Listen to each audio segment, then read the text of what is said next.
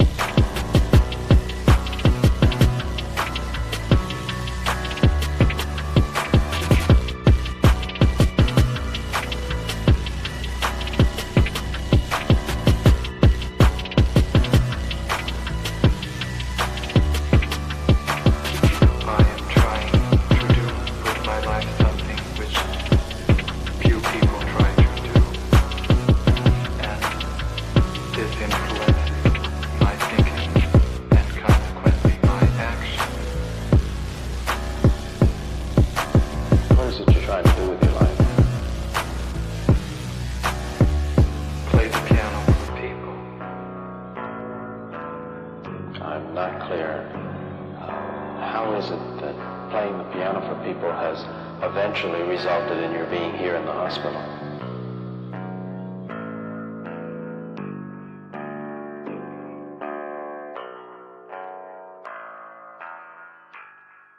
That's difficult to answer.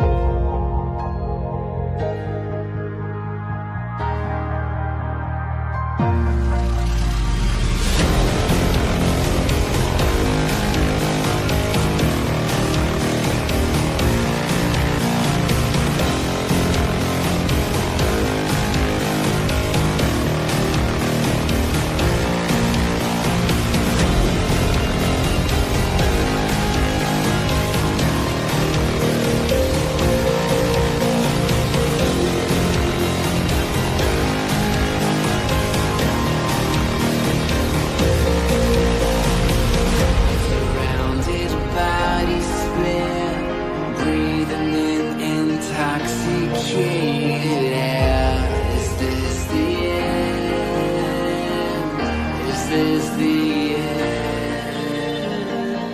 There's a noise inside my head of crying people facing death. Is this the end? Is this the end? Oh, I'm burning in the stone.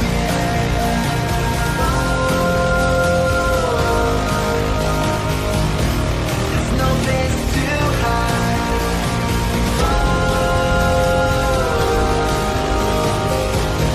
I'm burning in the stone.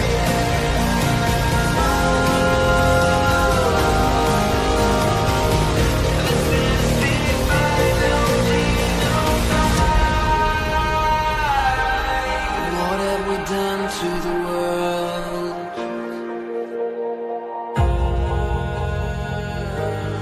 What have we done to the world?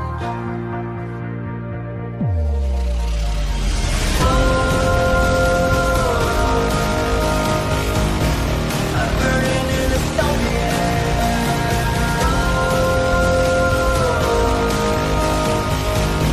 There's no place to hide.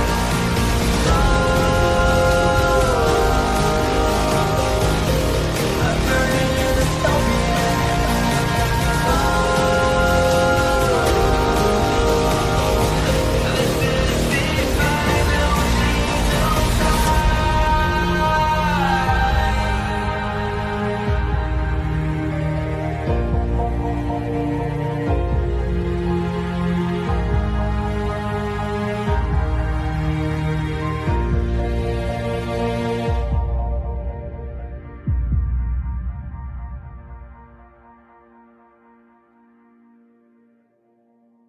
Who the fuck is Karlyn? Just some sweet lady. She's like in a knitting. She does like a knitting stream. She's like a knitting YouTuber. She does knitting. Can we grow up a little bit and Alt not Girl be sent $200. retarded? Have you Please. seen the work of Karlyn Borysenko? Anti-commie cult leader and is obsessed with looking at what actual far-left communists are talking about and organizing today, infiltrating them. They infiltrated the universities, schools, media. She has the receipts to back it up. Primary source evidence. Infestation is dire and she calls Republicans idiots eating slop. Agree. Thank you for the big super chat. Yeah, oh, I know Karlyn B. She's solid. She's funny. I The like great her. noticer sent $200.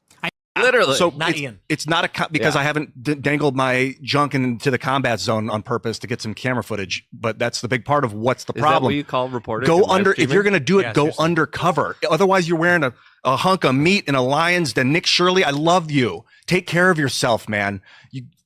Karlyn Borysenko went undercover. Do stuff like that. Like if you want to expose this thing, don't pariah, please. But Ian, here's and I agree with you to an extent.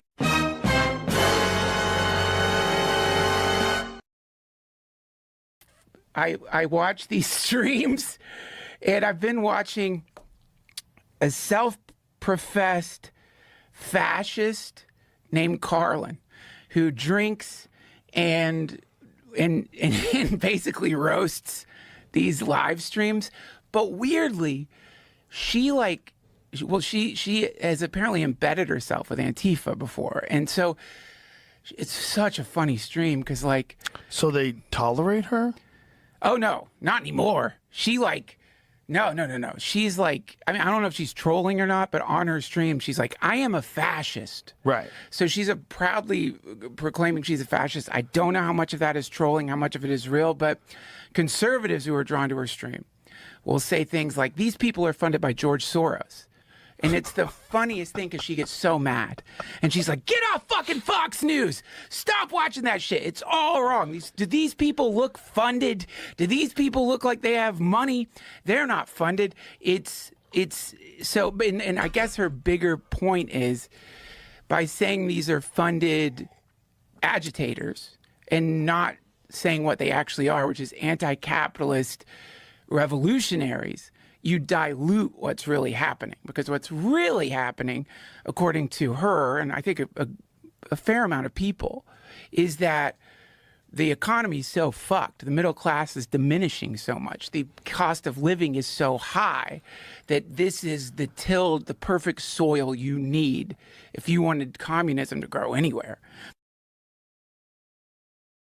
And I've learned a lot from Karlyn Borysenko, who goes in undercover with the left. And I've figured out from looking at her work, like when I first saw her stuff, I was like, oh, she knows what she's talking about. I need to like connect with her. And she actually, the first time I got assaulted in 2025, followed me and sent me messages, and she checked on me for months, just privately. It was so nice to have somebody like, are you okay?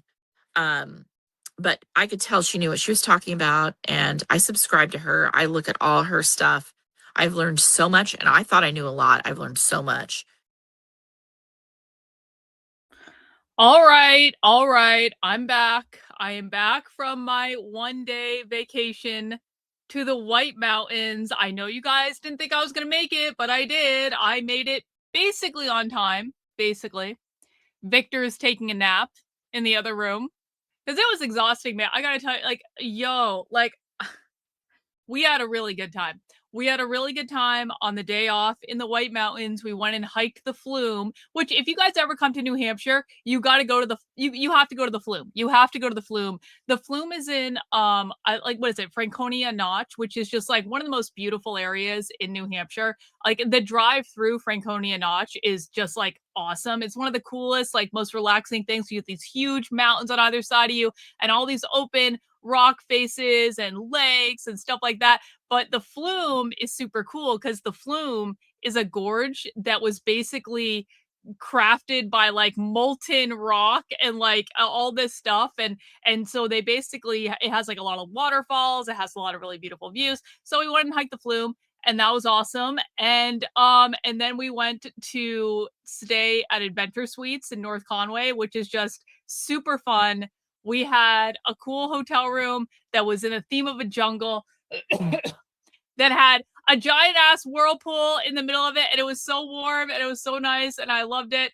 And it was right next to a brewery, and so we went to the brewery to have dinner and lots of drinks. And then Victor wanted to go to a cigar bar across the street, so we went and had a cigar. And I'm not normally like a cigar person myself. I'll smoke whenever I'm with Victor and he wants to go, but like I'm not someone who, like, I'm not actively seeking out cigars, but I don't mind cigars. I think it's fine. I like the smell of them, and I like the honey girly ones. That was fine. So we went to a cigar bar, and there was this, you guys should have seen it. There was this old leftist Jew that was like basically managing the cigar bar, and he was a nice enough guy, but like he used to work in broadcasting in New York City. And so he had all these stories about basically being on the team of people that set up CNN. And I didn't tell, it was like, he assumed because I was shitting on Trump that I was on the left. Of course, you guys know that's not true, but that was the game I was playing. I was not going to let him know that I am significantly to the right of Trump, like by a significant degree. Because you know what? Listen, we're just hanging out. We're just having fun. There's no need to argue. I don't mind talking with people on the left, even though I think their ideas are dumb and ill-considered. Like, I don't mind. And I like kind of playing with them a little bit to make them think that I'm on their side, and then they find out who they were talking to like days, weeks, or months, or even years after the fact, and they're like, oh shit. So I kind of played along and let him think I was on the left. Victor was listening to this conversation. He was laughing. He was like, Karlyn, shut the fuck up. I was like, Victor, it's fine. Relax. No, I didn't make him cry. We got along just great. He was a nice old man. He moved up to like the White Mountains for his retirement, and he was just hanging out and chilling and managing a cigar bar. And he doesn't even smoke cigars, but he learned about all of them, and he learned how to smoke them and stuff like that. And so, you know what? It was a nice time. And then we basically, but we had a lot to drink, if I'm being honest about it. And I don't really drink that much anymore. So I am tired today. I am tired. I'm a little laggy, but we're going to do the stream anyway. And Reagan, why do you always underestimate me? Reagan, of course I know that this is the thing you watch. I remembered that, Reagan. I remembered that. Oh, look, we have a conservative in the chat who is trying to lie about me and defame me. I didn't know you tried to groom James. Yeah, yeah. Well, James Lindsay's 28-year-old stepdaughter.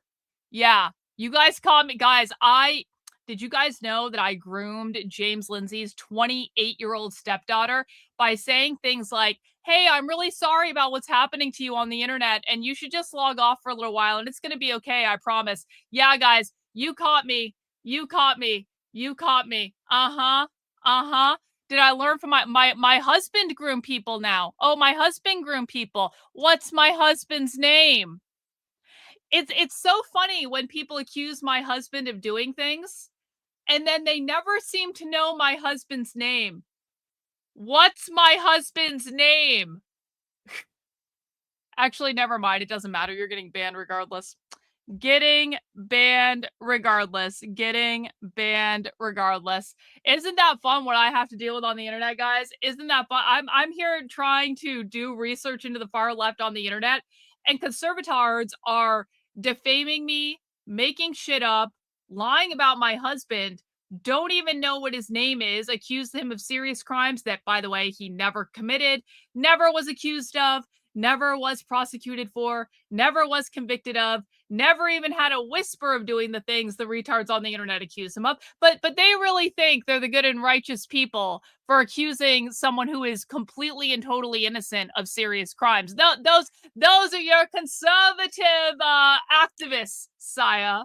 But they're going to get me. They're going to expose me. Okay, bro. Okay. One in the chat if you are shocked to learn about me grooming James Lindsay's 28-year-old stepdaughter by saying, I'm really sorry you're getting attacked on the internet. 2 in the chat if you don't give a fuck. 1 in the chat if you are shocked to learn that I groomed James Lindsay's 28-year-old stepdaughter by saying, I'm real sorry this is happening to you. 2 in the chat if you don't give a fuck. Let me know what you guys think about that. Let me know what you guys think about that. W's Mitchell, thank you so much for the channel membership, bro. I really appreciate that. Yeah, how dare I? How dare I? How dare I send a young woman that's getting attacked on the internet because her stepfather is a retard? Like, how dare I send her a DM saying, hey, I'm really sorry this is all happening, and maybe you can just log off and it's going to go away, I promise. W's YT user, thank you so much for the gifted channel membership, bro. Really appreciate it. Really appreciate it. Okay. So we are going to watch this presentation today, and we are going to talk about it. This is a presentation about like the history of socialist bookstores. And the reason that I want to watch this is, quite frankly, for people who are new, socialist and leftist bookstores exist all over the country. And you can call them any. You can call them queer bookstores. You can call them anarchist bookstores. You could call them radical bookstores. You could call them revolutionary bookstores. You could call them collectives. They have a whole bunch of different names. And they exist in every major city all over the country. Now, the thing about bookstores is not only that it is a hub to push socialist books and socialist ideas into the world, it is also usually an educational hub. So in addition to having the bookstore, they also usually have like a classroom or a meeting room or a big event space where they hold meetings and gatherings and organizing discussions and stuff like that. So bookstores all over the country really are like a social ecosystem, a social hub of leftist organizing. And this is a presentation, and I know Reagan watched it and recorded it, and I was signed up for it, How Queer Bookshops Changed the World. And it's basically a presentation about the history of queer bookstores in America. Oh, fuck the left side. Alex, you might not be smart enough to follow my content, bro, because on this page, I know you're on Facebook. Facebook is generally a platform for retards, no offense. But on this page, Alex, we study the left. We don't do clickbait content. We don't get all in our feelings like you're having a little fucking temper tantrum over on my Facebook page right now. We study the left. If you don't want to do that, you don't have to be here. But I will not have any of this conservative retard bullshit in my classroom when I'm teaching a class. It is fucking rude. And you know what? You can go somewhere else.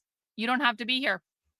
All right. Yeah. No fucking owning the libs. No fucking owning the libs. But before we do that,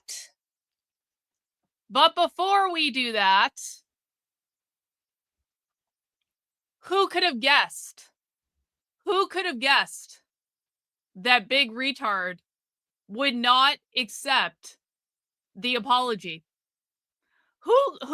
What genius of the internet could have possibly guessed that Big Retard would not accept the apology that he was offered the other day? And guys, I'm going to show you explicitly what happened. We are literally going to go through every single DM that I've had with him in the last 24 plus hours or so. And I'm going to show you exactly what happened. Because the thing of it is, so for people who missed it, on the stream the other day, which was called, it was the cult episode 629, Progressive Cries About Nazis and MAGA, I offered what I thought was actually a pretty fucking generous apology to Big Retard on the other side of the internet. He and I have a long and sordid history. He was adamant that, and basically I've been trying to smooth things over with him for literally years at this point. I also did fuck with him quite a bit. I also did things that maybe I shouldn't have done. I fucked with his head. I got in his head and messed with him psychologically and planted nuggets that just sat there and festered for months. But I haven't talked to him at all basically in the last 7 months or so. And then out of nowhere, he starts attacking me on a stream, getting belligerent in my DMs. You guys should have seen, I'm not going to go through every single DM conversation we've had in like the last week and a half, but if I did, you would see him insulting me over and over and over and over and over and over and over and over. It was just belligerent. It was abusive, and it just didn't stop, honestly. And I didn't really do the same back to him. I maybe got a jab in here or there, but like, I was really trying sincerely to smooth this shit over. And the reason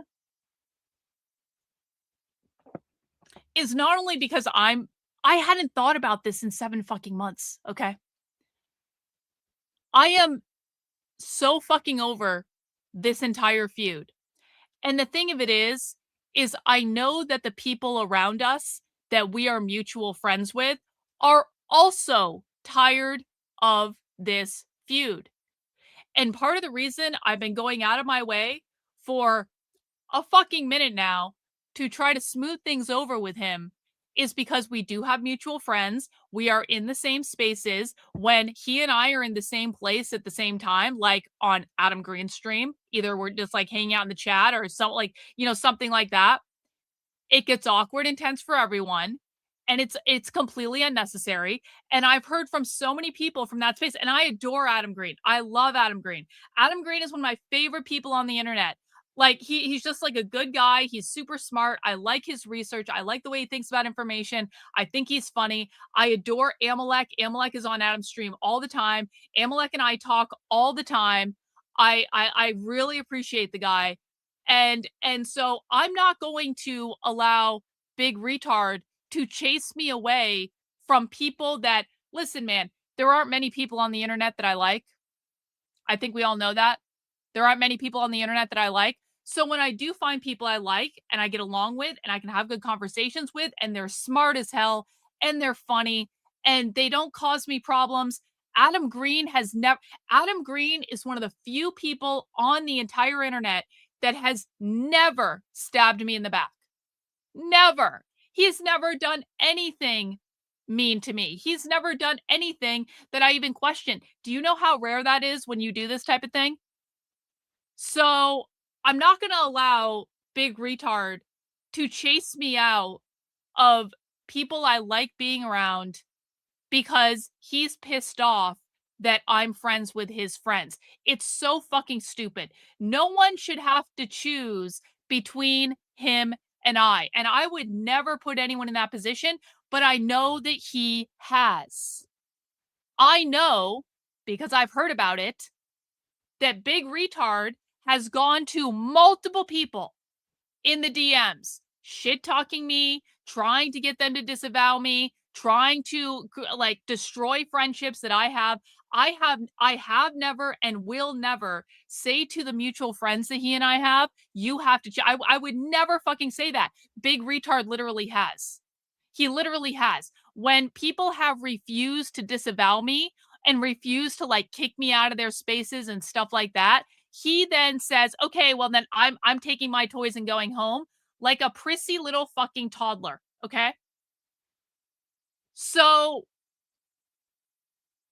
the only reason that I was even open to trying to smooth things over with him is interesting. It was because we're in the same space, basically. And I don't want, and I know that people want this feud to end. I've heard about it from multiple people. They're like, what the fuck, Carl? I'm like, what the fuck do you want me to do? I have tried over and over and over again. I stopped talking about him, or to him. Well, and then stop talking about. I'll talk about whatever the fuck I want on my own show. I will never shut up about the shit that he has put me through and the bullshit lies that he's spread about me, because apparently he's going to keep doing it. So here we are. But I stopped talking to him. I stopped interacting with him.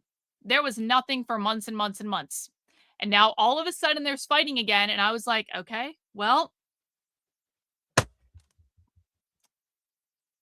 what does he actually want? What does he want? What does he want to finally, at long last, calm the fuck down and get a fucking grip? And so basically, in the midst of him insulting me over and over and over and over and over and over and over again, I finally the other day got him to say, I want you, what the fuck did he say specifically? Apologize publicly for this thing that you did 3 years ago. That's what he wanted. Apologize publicly for the thing you did 3 years ago that he was pissed off about. So the other day, I apologized for that thing. And guess what? It was actually a sincere apology, because it was actually something that I felt bad about. And it was something that I had been trying to apologize to him for literally over 1.5 years at this point. So I actually had no issue publicly apologizing for me getting bitchy at him on a stream when he was acting like an asshole. But like I would have behaved differently today, knowing what I know now. I didn't have the benefit of hindsight back then. I'm going to play you a short clip of that apology. If you are watching a clip of this after the fact, I will put the entire apology at the end of the video. It was like 13 minutes long. I'm not going to replay the whole thing right now, but I'm just going to play people a short clip just to remind people what I actually said. What I will say is that I actually am sorry for how I treated him on that stream. I am sorry that I didn't accept the apology that he gave me. I really was very bitchy towards him because I didn't think he liked me. And I thought he was just using me to get to Nick. And so I had no reason to be nice. But had I known that that wasn't what was going on at the time, I think I would have handled it very, very, very, very, very differently. And I've had a lot of regrets about that. And I've relitigated it in my head a lot of times. And I tried to talk to him about it. I tried to talk to him about it multiple times. He didn't want to. So there was nothing I could really do about it. I wasn't going to try to force him. He didn't want to. Okay, that's basically a little bit. I wanted you guys to hear what, like a portion of what I actually said. Again, you can find the full apology on the call to episode 629, and I will put a full clip of it at the end of this little discussion that we're about to do. Well, what I said in the apology was what the apology that I gave him, and I don't know why I don't have the chat on the screen here. We should definitely have the chat on the screen. The apology I gave him was actually a sincere apology. It was real. I actually did feel bad about that. And what I said at the end of the apology was essentially, this is going to show us his true colors either way. It's going to show us his true colors either way, okay? And either he's going to accept it and we're going to be able to smooth things over and maybe just level things out and not be constantly fighting with each other, or he's not going to accept it. And then every single person that keeps like saying, like, why can't you guys just squash this? Like, every single person can see who the fucking problem is here. Because I've literally been trying to squash this forever and a fucking day. And it just seems like there is absolutely nothing I can do. And I'm trying to make this as big as possible for you guys to actually see it. Why can't I do this? Go away. I only want to look at the messages. Okay, that's not working out so well, but that's okay. I'll be able to read them to you guys anyway, so you can see what they say. And listen, man, normally I actually don't like releasing private DMs. And if people don't completely fuck me over, I don't release private DMs. But the problem is, with Big Retard, he has made it very clear that nothing ever will be kept in confidence, ever. And every single thing will be taken and twisted out of context to mean something it doesn't mean. He has no problem lying all over the internet. He has no problem like utilizing every single thing that he has to spread stories that are not remotely true, like close to reality at all. And so in this case, do I have any problem literally going through our DM history and reading it? No, I don't, because he uses private stuff all the time. And so it is what it is. So I want people to see how explicitly he reacted to the apology. And no, of course he didn't accept it. Why would he? Why would he? Why would he? So after I recorded the stream, I said, there you go. It's up to you now. He says, there I go, what? I said, you have your clip. He said, what clip? I said, now this is the following day. So I did the apology on Tuesday. And I want to remind people too, John, thank you for the super chat. I really do appreciate it. Now the channel membership, W's, bro. There's a different thing, actually. I really do appreciate it. Guys, we will be getting to our main content in a little bit. I just have to finish this little thing so I can do what I'm going to do with it. So I did the apology on Tuesday on my normal show. The normal show basically went right up to the 9 p.m. show that I do on Tuesday with Jennifer, but we also had Amalek on this week. This is important context for this. So basically, I was streaming from 5 p.m. up until like 1 a.m., okay? Because Disenraged took a long time because Amalek had a lot of stuff to say, and it was wonderful, and it was fascinating, and I loved listening to him. I got done really late at night, okay?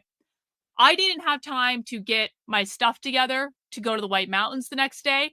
I just went to sleep because I was really tired. I then had to wake up early to get all my stuff together to go on this trip that Victor and I were doing up to the White Mountains. And then Victor and I got in the car and we started driving to the White Mountains. I say this because I didn't have time to make a clip of the apology video and post it online per his demand letter, because Big Retard did not care about the apology, doesn't care about that. What he cares about is me posting it on Twitter per his explicit instructions. And I am very, very sorry, but it was not my highest priority. It was not my highest priority by a long shot. Getting ready to go and celebrate my husband's birthday was actually a significantly higher priority than pandering to the toddler that had been insulting me for a week and a half in the replies. Well, that is an interesting question. Why couldn't he just clip it and post it? Let's get to that, shall we? He said, I don't remember anything about wanting a clip, and then he issued his demand letter again. I said, I did apologize publicly. Hey, Mike, thank you for that. I'll count that as a channel membership, bro. Well, I knew he was going to do this. I absolutely knew he was going to do this. Because this little exercise that he engaged in, bot, like, this wasn't about getting an apology. This was about seeing if he could control me. That's all it was. And that wasn't going to fucking happen. I said, I did apologize publicly on my stream yesterday. If that's not good enough for you, whatever, I'm done. You're more than capable of making a clip and posting it. So then he says, so I was right. Basically, he's saying, you refuse to make this right, Karlyn. You refuse to rectify this. And I'm like, okay, like, this is actually ridiculous. And I said, if you refuse and deny the apology happened, then I will make the clip when I get back from the mountains and post it, and people can think whatever they want. And they're getting an additional clip on top of that, too. And then I said, well, you got a real apology, which is more than I've ever gotten from you or ever will get. If that's not good enough from you, then I don't care. W's old sub sailor, thank you so much, bro. Big support. 10 channel memberships. You rock, bro. Really, really appreciate everything you do for the channel. You are the best. You are the best. So basically, I'm saying, listen, I'm not doing anything else for you. Like, if this isn't good enough, then it is what it is. He says, so you don't care. Got it. Yeah. At this point, he's actually correct. At this point, I actually don't give a flying fuck. You haven't even seen what was said, so you're one to talk about not caring. Oh, guys, he has, to the best of my fucking knowledge, he didn't even bother to watch the apology. This is how much of a fucking child he's being. You didn't do what I wanted. You didn't do what I wanted. You don't even care. You didn't do it. He didn't even watch the apology. I have done everything I can do. There's nothing else. I am done. Your reaction is your business, not mine. He said, there's something you could do, but you're saying you're unwilling. I said, I did do it. You won't watch it. He said, nobody will watch it. That's the point. You talked hot shit on the timeline. Now take it back in the same manner. That's the right thing to do. So now what he's telling me is, I don't give a flying fuck about an apology. I don't give a flying fuck about smoothing things over. I don't give a flying fuck about normalizing shit. All I want is a public social media shit show. That's all I want, Karlyn, is a public social media shit show. Yeah. This is what I've been dealing with for years with this. This is why I stopped talking to him. I said, everyone on my stream watched it and your audience watched it because they responded in the chat, and you can clip it and do whatever you want with it. I am done. Play it on your stream for all I care. Make another fucking music video. But I've already given you far more apologies than you have ever or will ever give me. And if it's not good enough, then I give up. Everything I have to say, I say on my streams and always has. And I want to remind people, this is not the first time I've apologized to him. This is not the second time I've apologized to him. This is at minimum the 5th fucking time he has received an apology from me, and it may actually be higher than that. That's just off the top of my head. For all of this shit that he's done to me over the years, I have never received any apology from him. And that includes making AI porn of me, which was really fucking hurtful. Not true. You've said plenty on X timeline in writing. That's where the apology belongs, where everyone can see it. Oh, I'm going to put it there. Don't you worry. It would be so easy. What's stopping you? What's stopping me, asshole, is that I'm driving to the mountains right now and I'm not coming back until tomorrow. You got your apology. If it's not good enough, that's not my fucking problem. So you'll do it when you get back? And I got this message. Like, literally, Victor and I were leaving to basically go on this hike, right? I literally saw that response. So that's the first thing you're going to do when you get back, right, Karlyn? Is take care of my fucking fragile little feelings. We were literally about to hike into a fucking gorge in the middle of New Hampshire. I'm sitting in the bathroom in like the like visitor center or whatever. And I'm like, you have got to be fucking kidding me. You have literally got to be kidding me. And so I said to him, it's all about performance with you. It's not about the apology. It's not about repairing anything, just the performance for other people. Don't ever tell me I'm the one who cares about public image again. That's you. If you want people to see it, more than already have, then you clip it and post it. I'm more than happy to tell people that you didn't accept it and didn't care about it when I get back. I'm not interested in performing for the public. I gave you a sincere apology, one that I would have given you a year and a half ago if you had talked to me any of the multiple times I asked. If it's not good enough for you, that's on you. He says, so it's not because you're driving, it's because you're not willing. Noted.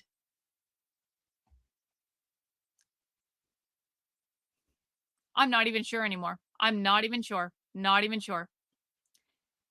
So I said, I have done everything I'm going to do. You got a sincere apology. You didn't even listen to it. It's not good enough. And there's more demands. And after that, there will be more and more. And none of it is about repairing anything. I have done more than pretty much anyone else in my position would have done. My karma is clear. So when I come back, I'll let people know you didn't even bother to listen to the apology and you didn't accept it. And that's just it. I can't do anything else. If you want anything from me, it's your turn to give. If you don't want to, then fine. He says, I didn't ask for a sincere apology. I asked for the post on the timeline admitting you were wrong to behave as you did. This is the original ask. It's not more. It's not my fault if you can't read. Okay. Well, this is what I said back. Well, you got a sincere apology. If it's not good enough, that's on you. And I'm more than happy to post and tell people it wasn't good enough. You have done nothing but insult me constantly for a week. In the same time, I've apologized to you multiple times. You didn't accept any of them, so I'm done. He said, you have chosen poorly, with a fucking meme. I said, no, I've done everything I need to do to clear my conscience and demonstrate to everyone how this has gone for years. You don't want to fix things. You just want to fight. And nothing I do will ever change that. So I'm done. He said, one thing would change it. But you said no. So we're good. And this is the thing. It's never just one thing. It's specifically the one thing he demands, which is me demeaning myself and lying in his exact way on Twitter so that he can create another public shit show. And then after that demand, there's always another demand. And then it's not good enough. You didn't do what I wanted. There's another fucking demand. And it just keeps fucking going. And every single time there's gaslighting around it. Oh, well, you didn't really do what I wanted you to do. So now you have to do these other things. Literally go fuck yourself, asshole. I owe you nothing. It wouldn't change it. There would just be more demands, as there always have been, and nothing in return from you. He says, guess we'll never know. No, I already do know. I've been dealing with this shit for years. I said, I owe you nothing. And as I've said multiple times, as you've said multiple times, I don't know you. You've been nothing but cruel to me for years. You reject apology after apology. And I'm saying I already do know what would happen. He said, then you're wasting both our time, retarded. I said, fine, bye. He said, just remember, I offered you a way out. You said no and doubled down. And I said, I gave you a sincere apology and you rejected it. It was made in public and it still wasn't good enough. And if I had posted it, you would have complained about the wording in the post because I'm not going to demean myself for you. He said, that was your idea, not mine. I said, I tried to repair it. You don't want to. He said, don't care about that. I said, so it is what it is. Yes, that's clear. You don't care about repairing it. So whatever. He's fucking around with words, whatever, doesn't matter.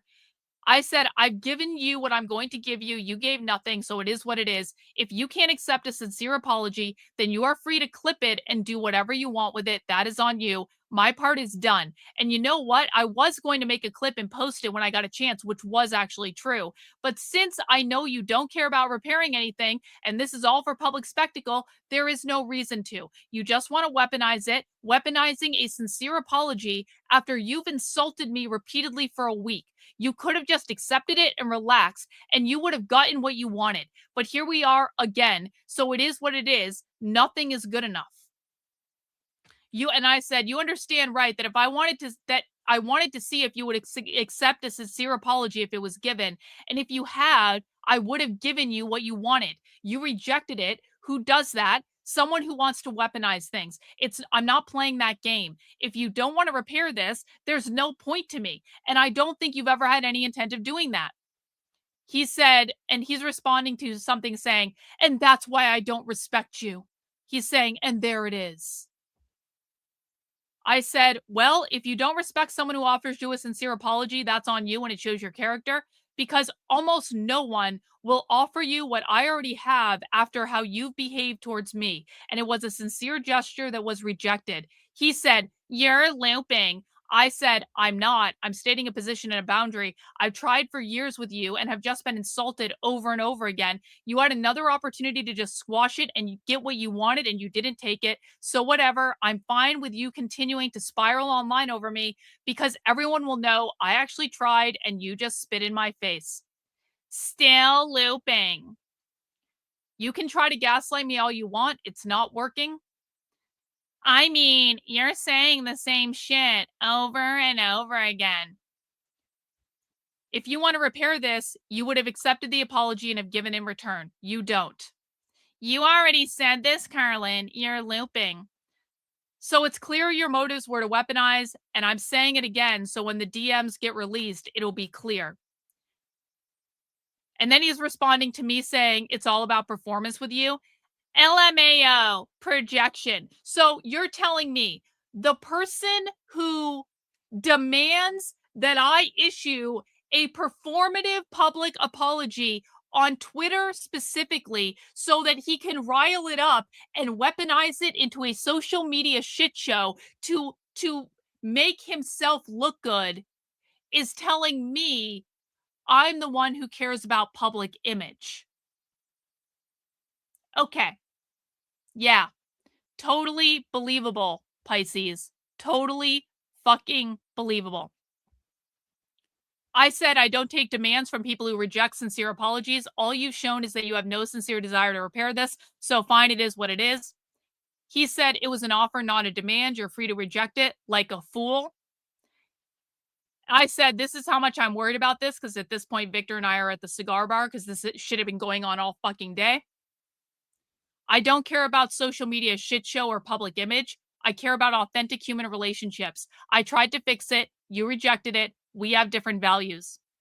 He said, you tried to fix it without doing the right thing. Retarded power struggle. Also, you're repulsive. I said a sincere apology is always the right thing. You didn't do the right thing by accepting it and providing or proving the opportunity for more. There were a couple typos there, probably because I was pretty drunk at that point because I've been drinking all day. He's literally the one who's looping and projecting. Bro, I know. I know. Everyone with a working brain knows this. I replied to him saying I'm repulsive, saying many people disagree, so whatever. He said, apologies are worthless when repayment is due. So this guy still thinks I owe him something from 3 fucking years ago when I had already tried to apologize multiple times over the last year and a half. Pay up first. Apology is not the same thing. An apology is actually better, you retard. You owe. Because you chipped out. You did it on the timeline. So that's where you got to make it right. But you guys are telling me that I'm the one that cares about public image when he is the one going on and on and on and on and on and on and on about the fucking Twitter timeline. Until then, you don't call the shots. I actually do call the shots in my own life, asshole. You don't control me. I know that fucks with you and you can't accept it. See, he literally thinks he is in control of me. You don't call the shots, Karlyn. I know that fucks with you and you can't accept it. What do you think this is? I owe him nothing. I owe you nothing, asshole. So that's where you're stuck until you have a breakthrough. Apologies are only worthless to people doing it for toxic reasons. I don't owe you shit. I gave you an olive branch. I called the shots for me, not you.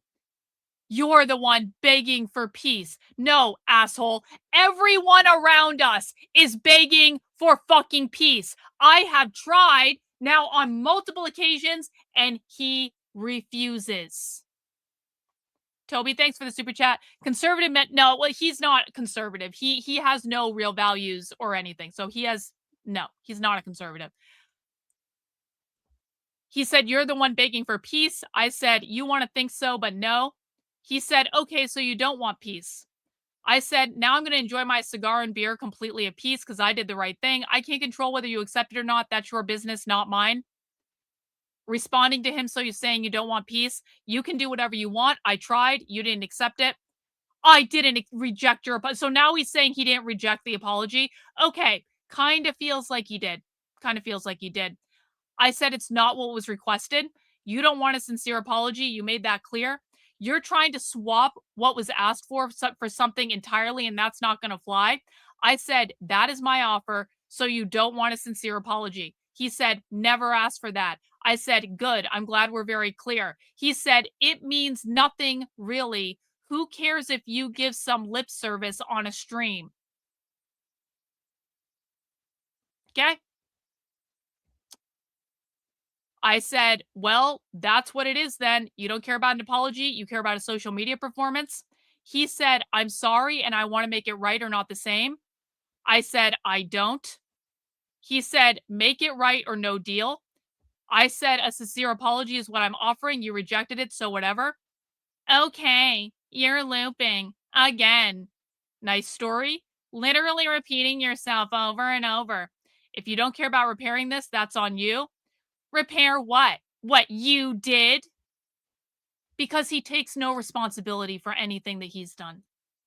That's been the dynamic for years. He wants to be able to say and do whatever the fuck he wants, no matter how toxic, no matter how destructive, no matter how many people get hurt in the process, and many people have been hurt by him. He gets to say and do whatever the fuck he wants, and no one's ever allowed to question it ever, and he will never apologize for any of it. But you have a reaction to him doing something, and you are the problem, and you need to pay for it for fucking ever.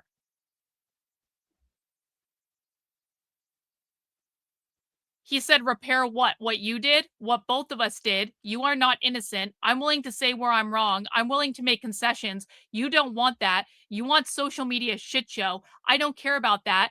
It repairs with you and I first or nothing. And if it repairs with us, then you can have some public shit.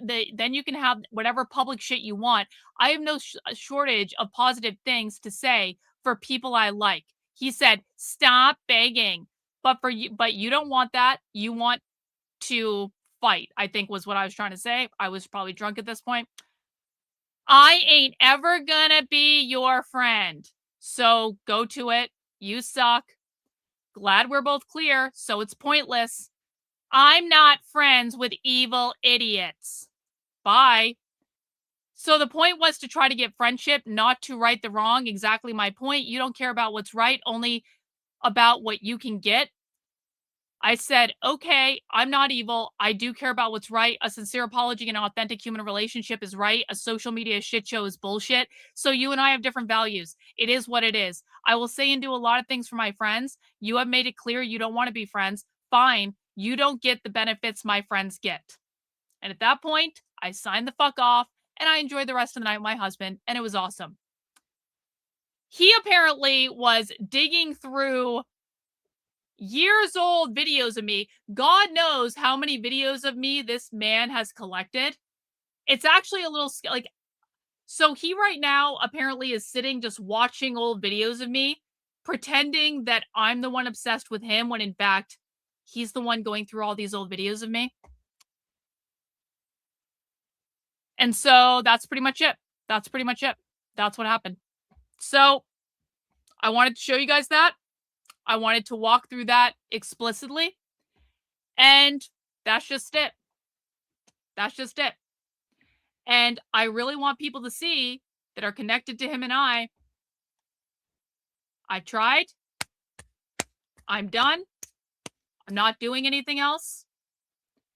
And he is the one that's continuing to perpetuate this, which I'm sure he's going to make very clear on his streams on the rare occasion that he actually does them. And I'm not going to engage with it. So if people have an issue with the tension that this continues to create, go talk to him. Go talk to him, because I'm not doing it anymore. I am done. And so that's it.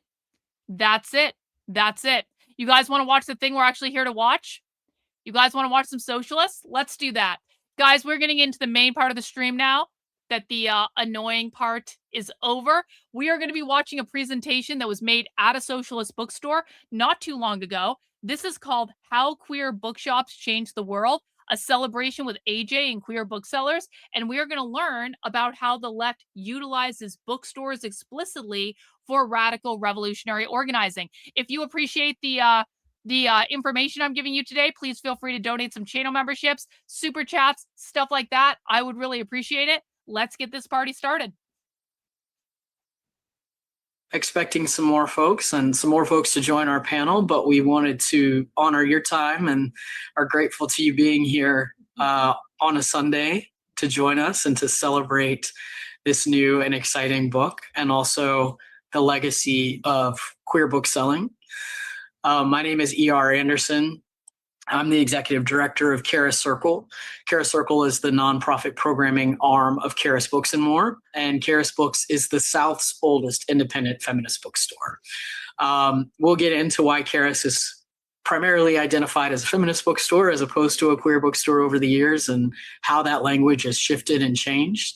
But we really want to honor all of the different ways and different languages for how we come into this work together, because we think it's a really proud lineage. And so when we learned about this book from AJ West, How Queer Bookshops Changed the World, Sarah, who is the co-owner and leader and manager in many ways, and also the curator of so much of our history at Karis, really wanted to help bring this panel together.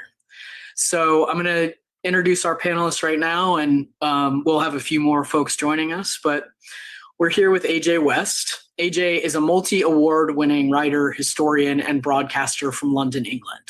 He was the first openly gay BBC television newsreader in Northern Ireland, and the first gay man to get engaged on British television, appearing in Celebrity Big Brother in 2016. I wish we could have a whole conversation about what it's like to get engaged on television, but that's not our purpose today. A former director at the national UK queer charity, his last novel, The Betrayal of Thomas True, was based on Georgian London's tragic and beautiful Molly House gay scene, becoming an instant Sunday Times bestseller and winner of the Crime Writers Association Historical Dagger Award in 2025. He has written extensively about queer issues for Gay Times, Attitude, and The Independent, and regularly appears on national television and radio discussing queer rights. So thank you for joining us, AJ, from across the pond. And we're really, really, really happy to have you here. I'm also going to just quickly introduce our other booksellers. So as I mentioned, Sarah Loose-Look is co-owner and book buyer at Karis, and she has been a full-time bookseller since 1994. Sarah first started at Karis as an intern in 1991 and became a co-owner in 1998.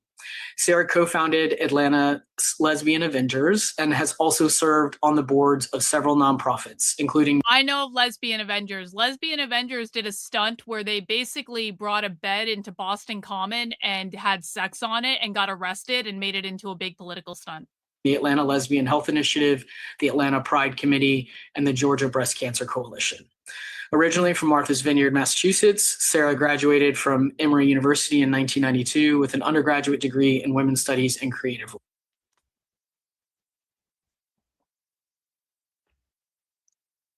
It's on there as the curator of our space. We're back. We were a Publishers Weekly Bookstore of the Year finalist in 2021. And in 2023, we received the Publishing Professional Award from Lambda Literary. In 2025, we received the Guardian of the Narrative Award from the Counter Narrative Project. So I'm going to go to my, and we have Patrice McGloin with us. Patrice is the assistant manager at Gladys Books and Wine. In their role, they streamline Gladys's coffee, book, and wine processes while fostering community connection. Patrice has been a lifelong book lover, and their first job was actually honed their hospitality skills working in cafes in DC and as the operations manager at Rethink Food, where they helped the organization build a more sustainable and equitable food system through chef-curated meal distributions. They will be starting a PhD in the fall in geography focused on Black coastal Carolina and Caribbean foodways and the ways that food and agricultural histories shape diasporic identities. And for folks who don't know, Gladys is a Black lesbian bookstore and wine lounge in Bed-Stuy, Brooklyn. Gladys is named after the grandmother of the founder and owner, Tiffany Dockery. Gladys's home, cultivated intentionally by a Black woman from Mississippi, was truly Tiffany's first safe space. And the shop creates a space that honors her legacy. So we wanted Patrice to be here because in some ways you'll see some through lines among our stores. And or returning from Gladys, and Patrice is representing the newest store on this list. And so we wanted some newer stores to be in the space with us tonight. And we do know that there are book people in the chat who are also from younger or newer stores. And part of what we'll be talking about today is the new wave of bookstores and how excited we are. Next, we have Carol CJ. Carol CJ is an incredible activist and former bookseller. She co-founded the Old Wives' Tales bookstore, which was in the Mission District of San Francisco. It opened on Halloween in 1976. She's also the founder of the feminist bookstore News, which she edited and published for more than 20 years before ceasing publication in 2000. Her work was really the women in print movement and helped gather and connect hundreds of feminist bookstores across the nation and into Canada as well. In 2003, CJ began publishing an online newsletter called Books to Watch Out For, with a lesbian-focused edition edited by her, as well as an edition for gay men edited by Richard Labate. In 2008, CJ received the Michelle Carlsberg Leadership Award from the Publishing Triangle. So welcome, Carol. And last but not least, we have Jamie Harker. Jamie is the founder of Violet Valley Books in Water Valley, Mississippi. She is featured in the book. And when she's not being a bookwoman, she is professor of English and the director of the Sarah Isom Center for Women and Gender Studies at the University of Mississippi, where she teaches American literature, LGBTQ. There is a gender studies center at the University of Mississippi. I was assured by conservatives that all the good girls who go to the University of Mississippi Ole Miss, I was assured by conservatives they were all conservative good girls. Why is there a center for gender studies at the University of Mississippi where they're all just good conservative girls?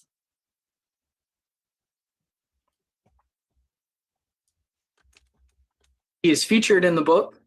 Sorry. Oh, I meant to mute myself, and I ended up pausing instead because I had to cough. Do you find the link? Thank you. And when she's not being a bookwoman, she is professor of English and the director of the Sarah Isom Center for Women and Gender Studies at the University of Mississippi, where she teaches American literature, LGBTQ literature, and gender studies.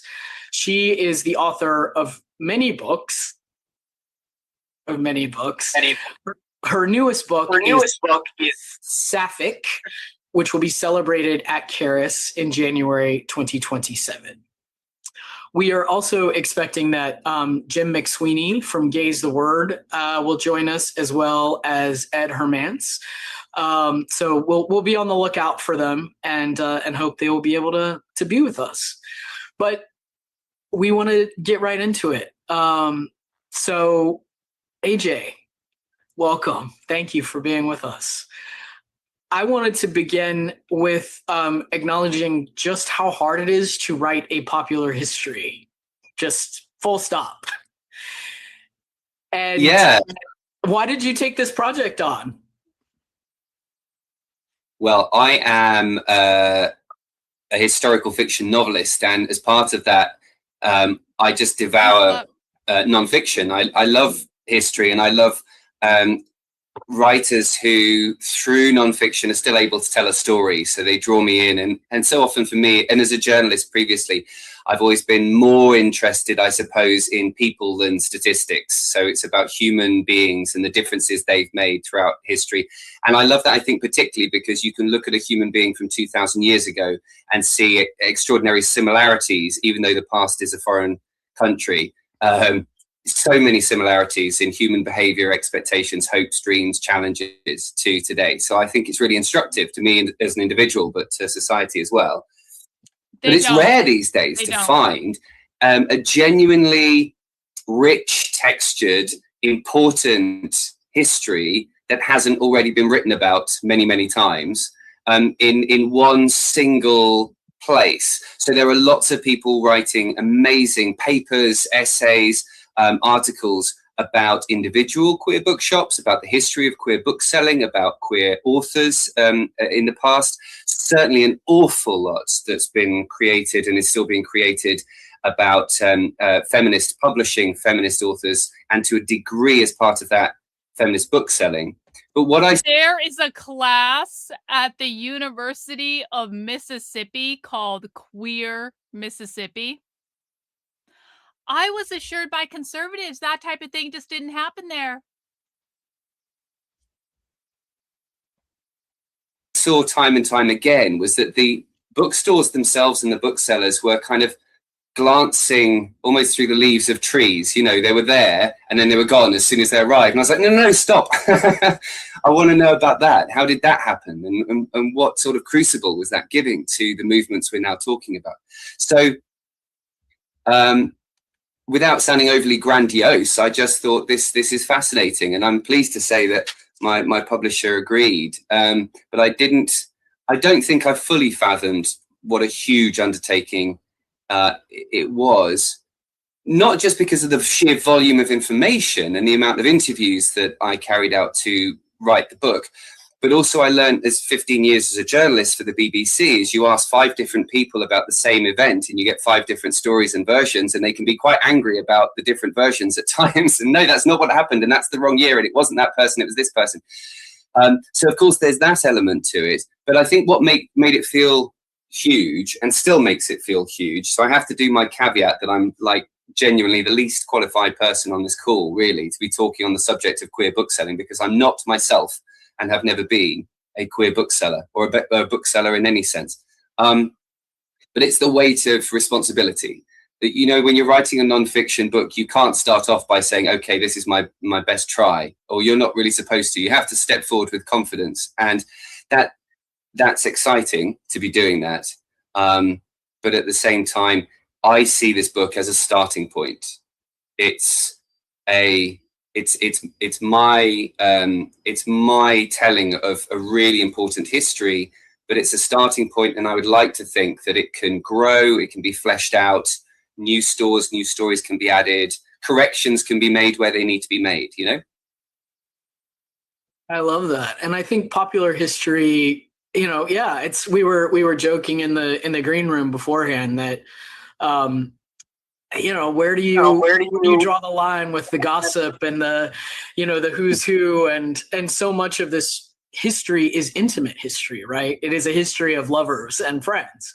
And so getting that history and trying to find where the so-called objective record is incredibly hard, especially because, you know, people do break up. They do, you know, we do have all of this stuff that happens in our communities. And I think that's what makes our history, you know, delightful to read about, but also hard to write down. And so I was struck by just the depth and breadth of this, considering that you are writing for a general audience, and this isn't an academic text, and people will enjoy reading it. And I think you bring a novelist's ear for entertaining to to the text, which is really nice. Well, it is about people, isn't it, really? And I know that sounds a bit trite, but I unavoidably so, and more so than maybe your general bookstore, because when a bookshop is born of hardship or challenge or sheer passion, actually, just the thing, I need this thing to exist for me, and therefore I'm going to give it to other people. That means that I think of Richard Labonte in a different light, that he's bringing his, sitting on his mother's knee, being read stories and then being bullied through school. I'm thinking of Sylvia Beach and Adrienne Monnier in Shakespeare and Company, surviving Nazi occupation, for crying out loud, being saved, quote unquote, by Ernest Hemingway, having a gunfight on their roof. I'm thinking of Mev Miller from the Amazon Bookstore Cooperative and what they went through in the courts with a very similarly named online bookseller. And, I was deeply moved when I listened to an interview that she gave, or I think it was just like this, actually. They were doing an online conversation about it. And she said she still goes down sometimes and touches the shelves that they had in their bookstore and says to herself, a dyke built this thing, And I just thought, wow, if that's not a chapter heading, I don't know what is. It's all about the people. And I think, to go back to what you were saying, like, don't cut out any gossip, because it's the gossip really that's the mortar between the bricks. Maybe it's the sexual relationships, the loves, and equally, and I touch on it in the book, although there wasn't a great deal. I didn't have to really cut any out. You guys notice how they're romanticizing the bookstore? I'm not talking about the relationships with people. I'm talking about the institution of the bookstore is romanticized to them. That is how central the idea of the bookstore is to leftist activism. And if you don't know that bookstores are at the heart of leftist activism, then you have not been watching people who have informed you correctly, because it's so obvious.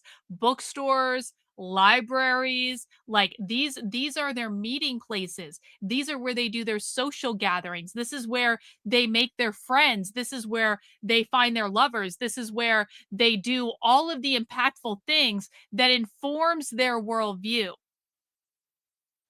It's a big deal to them. But the arguments, the disagreements, what books do you stock? What books are allowed, aren't allowed? We're not being paid enough. The realities of running a business under huge pressures. All of these things come into play. Yes. And they all help to shape what queer bookstores give that others don't.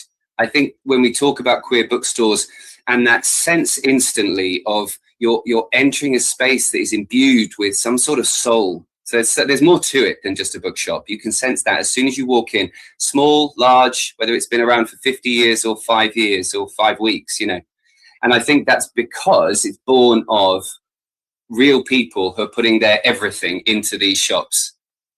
Yeah. And you feel that in how you're writing about them. So I want to acknowledge that Jem McSweeney is with us. Thank you, Jem. He had to close down the shop for Sunday evening there. So we're so glad to have you. So could you tell us a bit more about your definition of a queer bookstore? Because certainly among every single one of us on this call, including people who are watching, we probably might come up with a different definition. So how did you settle on yours? Does that mean you read my definition and shook your head? No, I didn't quarrel with it, but I was thinking about, man, that's a hard thing to kind of. It is. Yeah, I mean, there's a very big difference, I think, between what's a queer bookstore to me, what's a queer bookstore that I would open or that I run, and what is a queer bookstore from a historian's perspective. No, this isn't funny at all. What are you talking about? It's funny how they almost fetishize bookstores, but ultimately want to silence a lot. No, first off, the vast majority of people who are writing books are leftists. What do you mean they want to silence a lot of book writers? Like, the vast majority of people writing books are leftists. Almost no one on the right actually writes books. Almost no one on the right actually reads books. But like this idea that the left is out there, the left is choosing who to publish. The left control the book publishers. They are choosing who to publish because they control the book publishers. And so I tried to think about all three, but for my purposes, I had to ask myself, what is a queer bookstore as far as history is concerned? Because I did not know where I was going to begin when I started with this. And I thought, well, I need some general terms. I write in the book that, I mean, it's a little bit tongue in cheek. I amused myself whilst writing this book. You can tell when I've got a little bit kind of brain fried, because you can just go to the footnotes and I've written something silly. But my definition is just that it's A, a shop, B, a purveyor of the printed word, so a seller of the printed word, which C, touches meaningfully and substantively on homosexuality or queerness, which I suppose is kind of your closest you get to legalese or legal speak as to what I think it is. I mean, you know, I pose it in the introduction. If you are supplying an audience with information about queerness, how far can you go back with that? You could potentially go back to, you know, Paleolithic times. We don't know. Were they expressing knowledge? Who knows what handprints have been rubbed off what caves? So, you know, I know that sounds a bit silly, but who knows where we begin, right? So I thought, well, I have to start with a substantive sense of a shop. And then, of course, you get into the kind of murky waters of, well, there were bookshops on Cecil Court in London in the 1800s and around the Strand in London in the 1800s, indeed going all the way back to the 1700s, who were purveyors of queer literature, the written word, printed, modern in the modern sense, that touched on queer lives. So do they count? And so, you know, touched meaningfully and substantively on homosexuality or queerness. I think I took inspiration there from two bookshops particularly, and that was Gaze the Word in Bloomsbury, London, and its older sister, the Oscar Wilde Memorial Bookshop in New York. And the reason I took their lead on it was because they made that distinction. They said, yes, there are largely gay male bookshops selling pornography, and also possibly, if you're lucky, Christopher Isherwood, probably just romance books and things like that.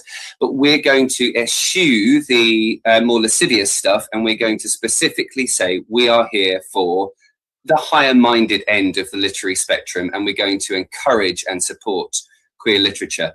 You already had in the UK radical booksellers and feminist booksellers, and those all feed into what eventually became what we would call today the queer bookstore. So a slightly long answer, but I think it kind of bears giving it time because it is so fundamental to what we're talking about this evening.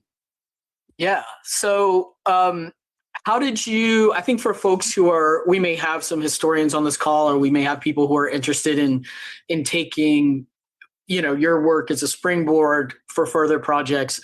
How did you decide on where to begin, not even just chronologically, but just methodologically? You know, how were you like, okay, I'm going to go interview these people? Or, you know, how did you just kind of dive in and the scope of the project became clear to you? Or did you have a map in your head of where you were going? No, it was so many rabbit holes. You know, there was no ground left by the end of it, I think. I was just kind of burrowing around for endless hours over many, many months. And then, in fact... Hang on. Reagan's saying something that looks important in the chat. There's a section in this book about the first queer bookshops, and the people responsible for them were almost all connected to the Mattachine Society. Ha! How about that? Thanks, Reagan. Appreciate it. You know, a good kind of 2.5 years. I started with the Oscar Wilde, I believe, and then Gaze the Word is on my doorstep, and I went and talked to Jim McSweeney, who's on the call, and we went for a glass of wine in a local pub, very British for you, and he talked in great detail about things I knew nothing about, and I nodded like that, like an idiot, trying to pretend I understood all the reference he was making and all the names he was dropping, desperately trying to kind of write them down. And it was daunting, but I just followed the threads as far as I could. I think the difficult thing for me, with a journalistic background and as a historian, was working with my editor to say, we have to tell a truthful but also compelling story here. It's not an academic tome that could be that thick with every possible detail. We are looking at engaging an audience and making a persuasive argument. You know, the title, How Queer Bookshops Change the World, is a statement and a question at the same time.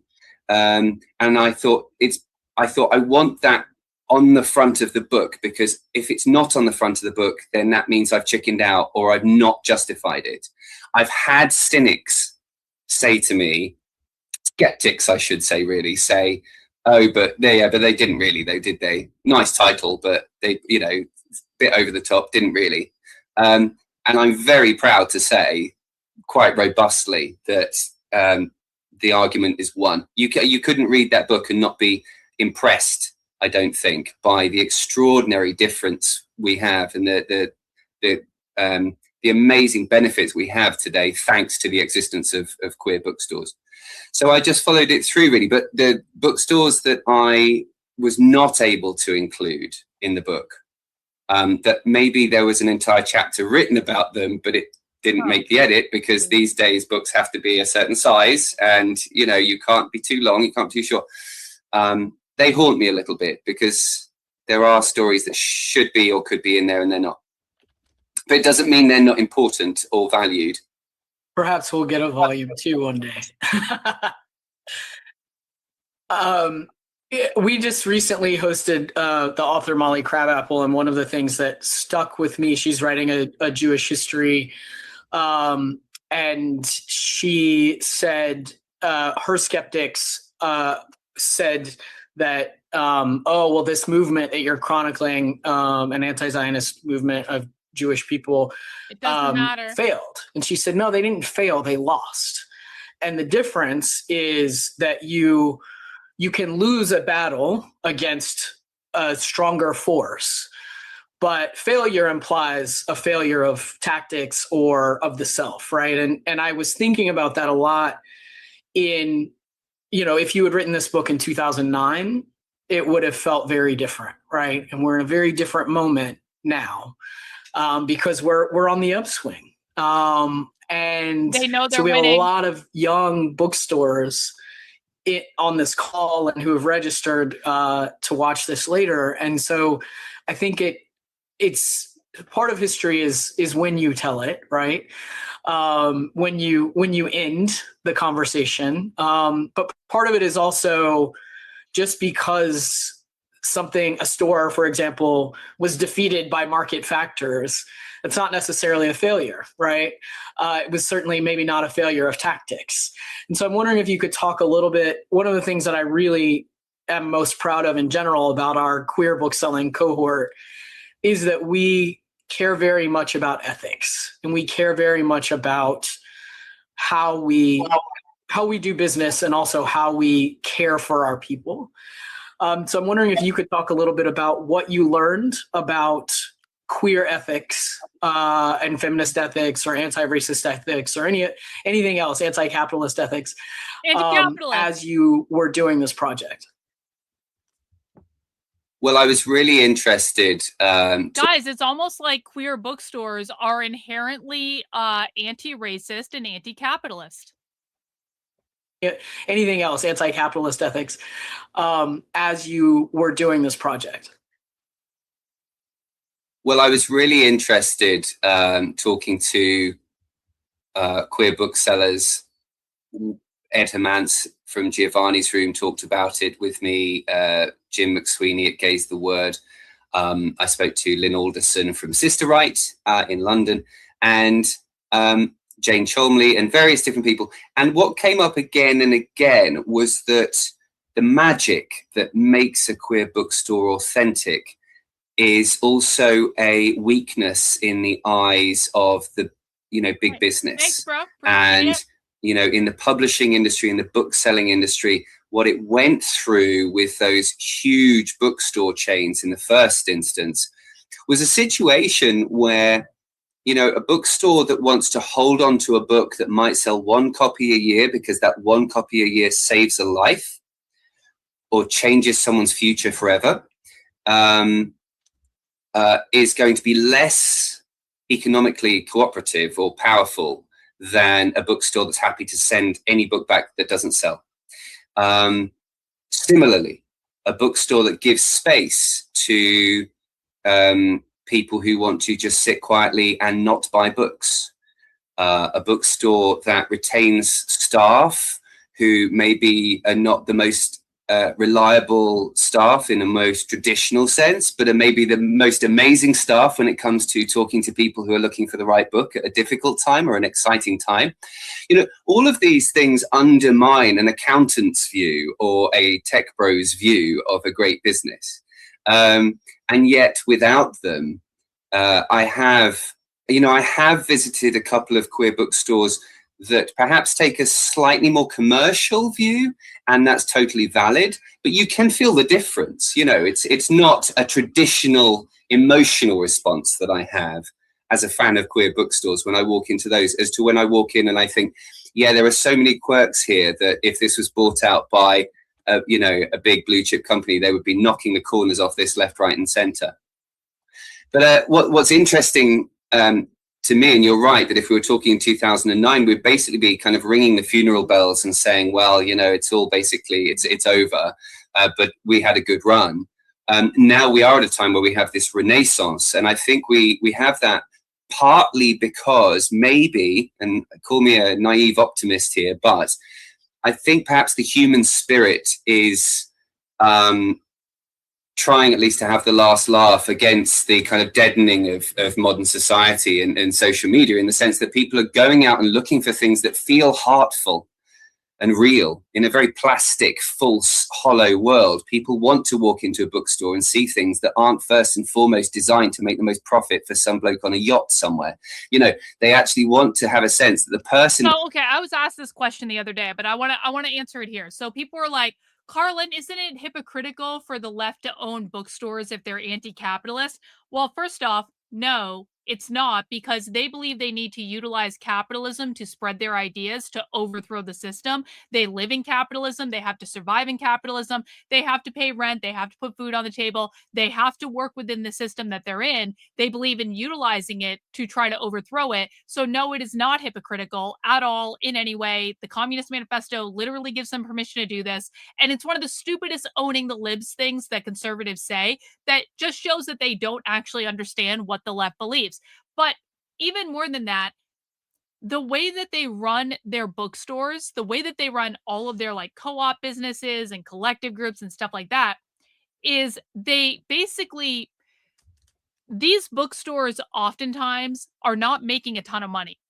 They're making enough money to pay rent. They're making enough money to maintain their inventory. They're making enough money to pay their employees. These businesses are not making a ton of money because that's not what is important to them. Okay.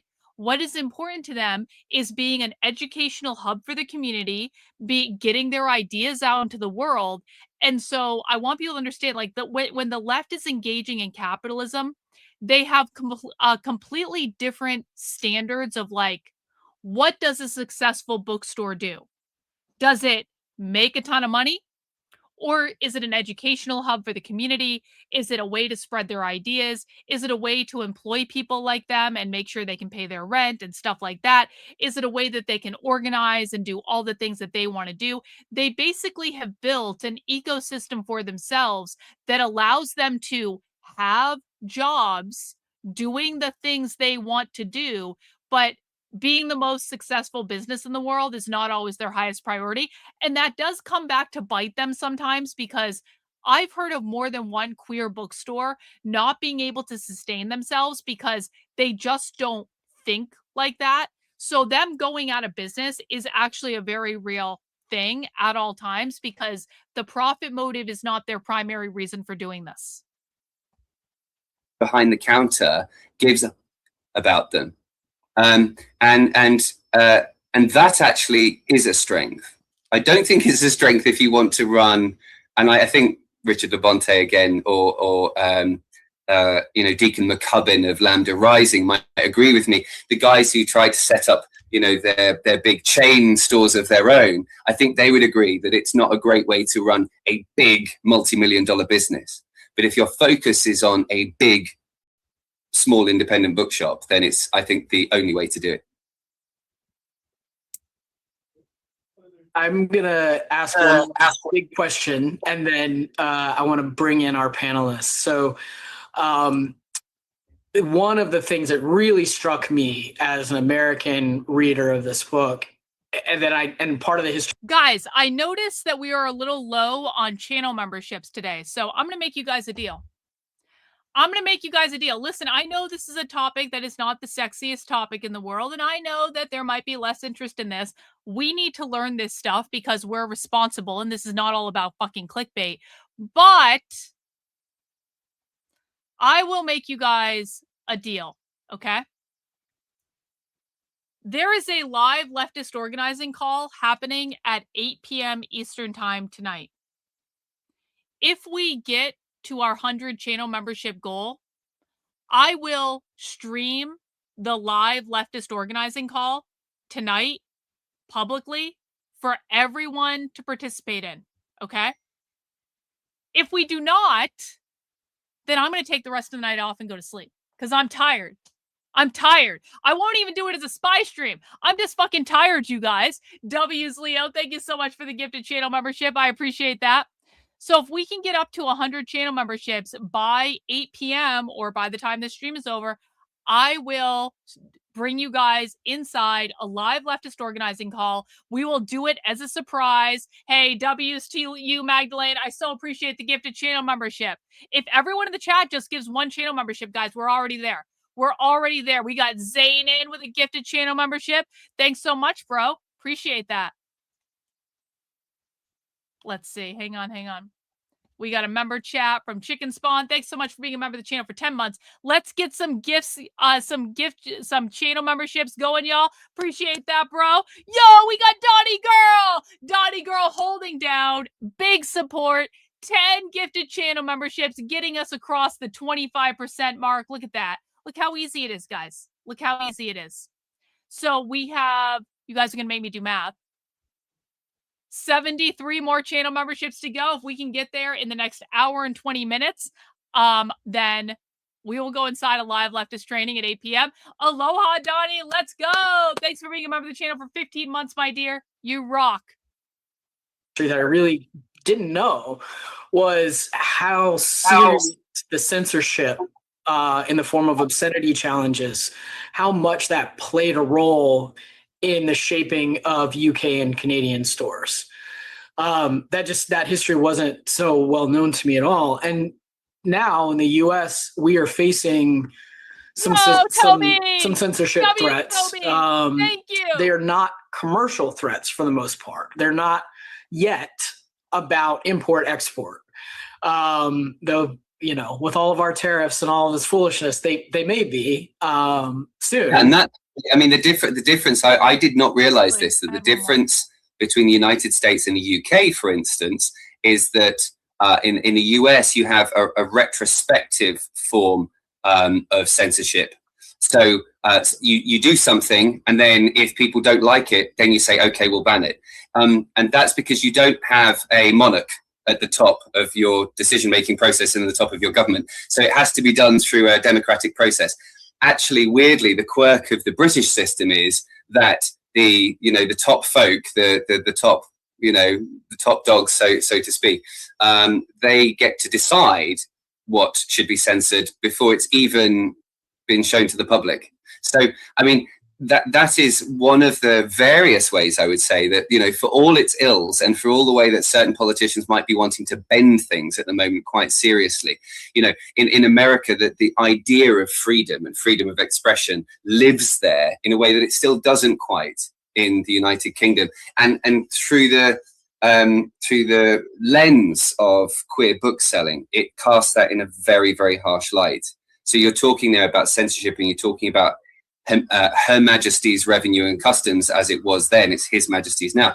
And the raids that were carried out on Gaze the Word bookshop in the early 80s, Operation Tiger, when tens of thousands of pounds of stock were seized. And it came out in court subsequently that, you know, the kids really who were carrying out these seizures had not any interest in literature, had no literary knowledge whatsoever, hadn't even been trained in what obscenity as a term meant. And yet they were effectively setting a precedent that would have shut down freedom of literary expression and creative expression in this country for potentially generations to come. It's genuinely terrifying. And do we all, as authors, as filmmakers, as artists, as writers, as readers, as any consumers of the arts, fully understand that if it weren't for that little shop on Marchmont Street, we might not have the right to enjoy the art we enjoy? Do we know that? I don't think we do. And if this book kind of helps people to understand that a little bit better, then that's fantastic. I have to give mention to Little Sisters Bookshop and Glad Day in Canada, because they had an extraordinary fight that went on for a huge, stretch of time, at the same time as carrying out all sorts of marches in memory of terrible things that had taken place, and really supporting the community suffering grenade attacks, for crying out loud, and at the same time fighting their own government. And more recently, in the research of the book, we had a bookshop in Taiwan who, faced seizures of their stock and were forced to put their stock in bags so that people couldn't see what the titles were, and they had to put them in plastic wrapping and things. And that was quite recent. And it seems, and I can't get to the bottom of it, if anyone's watching and they can help me, please help me. Try and reach out to the people from the shop.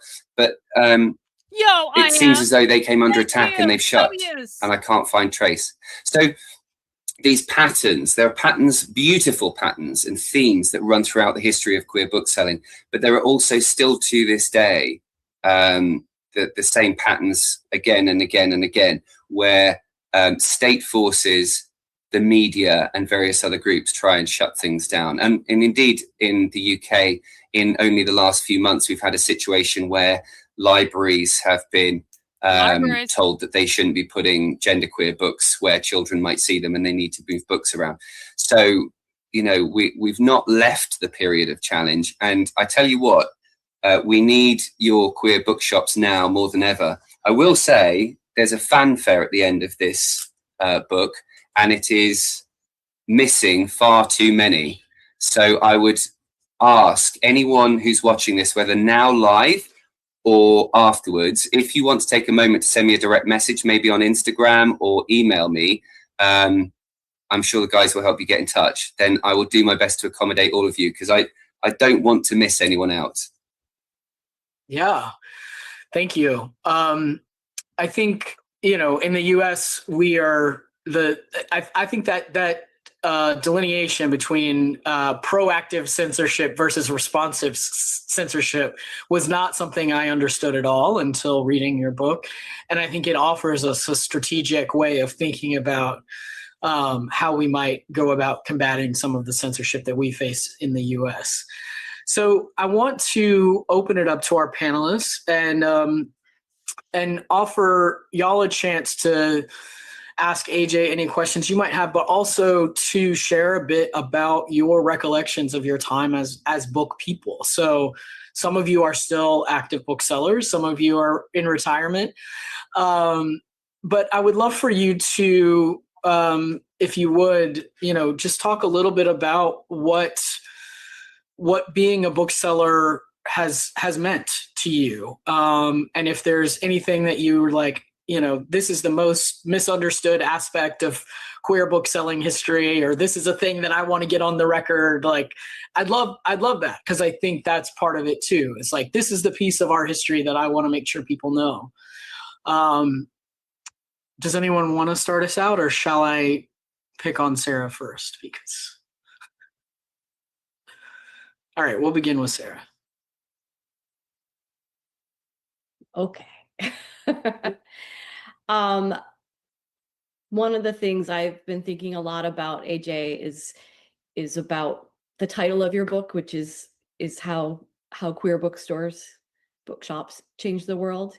And in my mind, what you did is you sort of put feminist bookstores under the queer bookstore umbrella.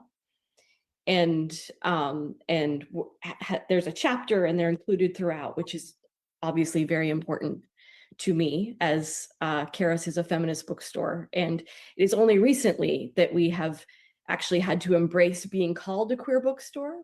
And I'm saying that because historically, at least in my recollection, in my opinion, in the US, I will say, it was sort of like two roads in which that historically most of the queer bookstores were owned by gay men, and most of the feminist bookstores were owned by lesbians.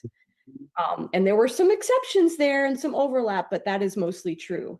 And those felt like two sort of parallel but divergent paths. So I'm commenting on that. And then I'm also just going to say, when I think about, in my brain, the way that queer and feminist bookstores have changed the world, what the evidence that I see actually in the book selling world specifically is that I feel like so many general independent bookstores now use what I think of as feminist and queer bookstores have always done. The stuff that we did in the beginning and continue to do, they are now doing and embracing, which is wonderful and amazing. And but it to me is the evidence of what we have done. And I'm saying that specifically, I think about mutual aid efforts. I think of what Karis has always called traditionally our free shelves, which is that we have always had either a table or shelves and bulletin boards and stuff that we give away and information. And now I see that in all kinds of general independent bookstores, or, you know, the amount of Plan B we're giving out right now and the amount of Narcan we're giving out, and the organizing that happens in our store. I see that happening in general independent bookstores across the country, which I think has its roots in queer and feminist and radical bookstores. So. Yeah, what I didn't want to do was co-opt feminist bookselling into, a queer bookshop's history against their will.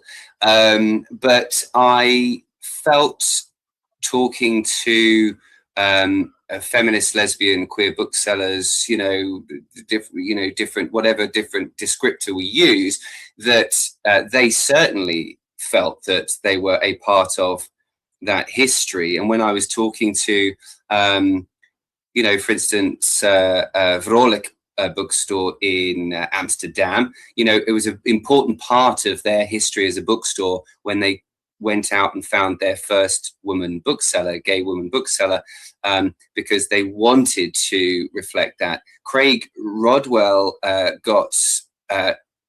he almost got trounced by the lesbian feminist movement when he opened the first extant queer bookstore, the Oscar Wilde, because there weren't enough lesbian books there. There wasn't enough feminist lesbian literature. And he said, I'm trying my best. The more you write, the more I'll stock, to paraphrase him. But you're right that there was a different confluence, if you like, of feminist bookselling in this country, England, radical bookselling and queer bookselling. And the fact that they, in many cases, have come together now, I suppose, is a conversation really to have. It's not, I don't make a decision as an author as to whether that has always been the right thing or the best thing, even necessarily. I was struck when I was talking to the Lesbians and Gays Support the Minors movement, and they were talking about how even in that movement, which was quite niche and quite small and quite of its moment and appeared and disappeared quite quickly, even in that moment, they had the women members of that movement had to set up their own splinter movement so that they could stop being shouted over and actually have their voices heard and do what they felt was right for their movement, rather than being shouted over by the gay guys. So, I think throughout the history, it's worth acknowledging that. And I'm quite careful in the book to acknowledge that. And similarly, as well, in the history of queer bookselling, there's an issue with race and with representation around race, and that you had, and in the book, I talk to Mark Thompson, an amazing HIV campaigner who was talking about the AIDS crisis and how Black gay men in those days were struggling to be heard and to be included in things. And so, now I think it's fantastic. We have, global majority queer bookshops in London and around the world that are specializing in that. So I suppose what I'm saying is that there's still a place for everyone to be seen and heard, but the queer bookshop today has grown from a place where it has slowly learned, I think, to include more booksellers and put booksellers at the heart and allow them to make decisions about what books are stocked. I don't know whether it's possible. Can I cheekily bring Jim in on this from Gaze the Word, because he's such a good person to talk about it as the world's longest serving queer bookseller, who's, I think, seen in Gaze the Word this change take place actually over the years, particularly maybe even with genderqueer books, is that that inclusion has happened in quite a natural way. Do you think so, Jim? Yeah, I'm not sure if I'm the longest. I'm here since '89 at Gaze the Word working. Can you hear me? Am I on? Yes, yeah. Hi. And obviously the bookshop is here since '79. One of the big changes for me is back in the day. I remember when I took over as the American buyer in about '97, and the Bible was feminist bookstore news, and when that would come every month or every quarter, I can't remember, and you would read it page to page and read particularly Richard Labonte's thing for queer stuff, getting ideas of what books were out there, because before the internet, you depended on catalogs and information. We were gatekeepers in a sense. And how the world has changed now is that people come in and they're asking about books that are coming out next September. They're way ahead of us. So they already have all of that information. They know who's doing what, and they're coming in. The other thing that's changed, certainly for the UK, is in the old days, mainstream presses weren't interested in LGBT books, and now they are. So we depended on small independent presses, most of whom have now gone for different reasons. Sometimes people retiring or things have just changed. We do have small independent presses for trans books, but the mainstream publishers and our shelves are groaning with books. We've never had so much stock, and it's published by mainstream books. And that's also because you have people who happen to be LGBT who are now commissioning editors, working for these publishers. And they'll be caught by surprise sometimes when, books sell. Most of the books we sell will not get reviewed, but we sell an enormous amount of books. And one of the ways we're doing that, getting word out, is through social media. People follow things on Book Talk, Instagram, and it's extraordinary how people are aware of queer books. Going back to when I was in my 40s working here, most of the people coming into the bookshop were my age and older, and we were slowly dying. And I did wonder, were we going to die? And nobody owes you a living, because were people just going to download the books? That has completely changed.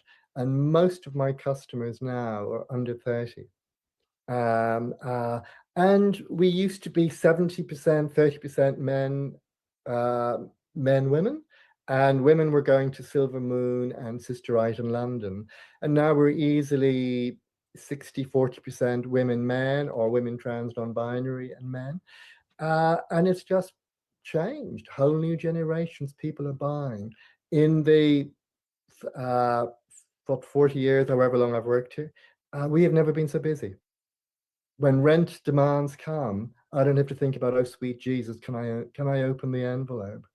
We have never been so busy. And it is a joy to me as a bookseller when people come up and go, thank you for being there, which happens often. Or, I wish we had this where I'm from. Because London, we're very lucky. We're now on a tourist thing, so people are coming to London, people coming from cultures where it's not easy perhaps to be LGBT, or from small towns where there aren't bookshops. And they come in here and suddenly they don't have to be anything other than themselves. And almost the shoulders drop, and they're in a safe space, whatever that is. But they've come home, and all around them are LGBT people and LGBT books. And when I'm talking to new staff, my big take for them is treat people as you want to be treated. Yeah, we got Toby in with a gifted channel membership. W's to you, my friend. Really appreciate it. Guys, we're up to 31 gifted channel memberships of our 100 goal. If you guys get me to 100 gifted channel memberships, we will go inside a live leftist organizing call at 8 p.m. about an hour from now. So we're making our way through this presentation about socialist and queer bookstores, which are basically at the heart of leftist organizing and the history of them. I know it might be a little bit boring for some, but this is the type of shit I actually need to learn to write the book that I'm working on. So we are watching that.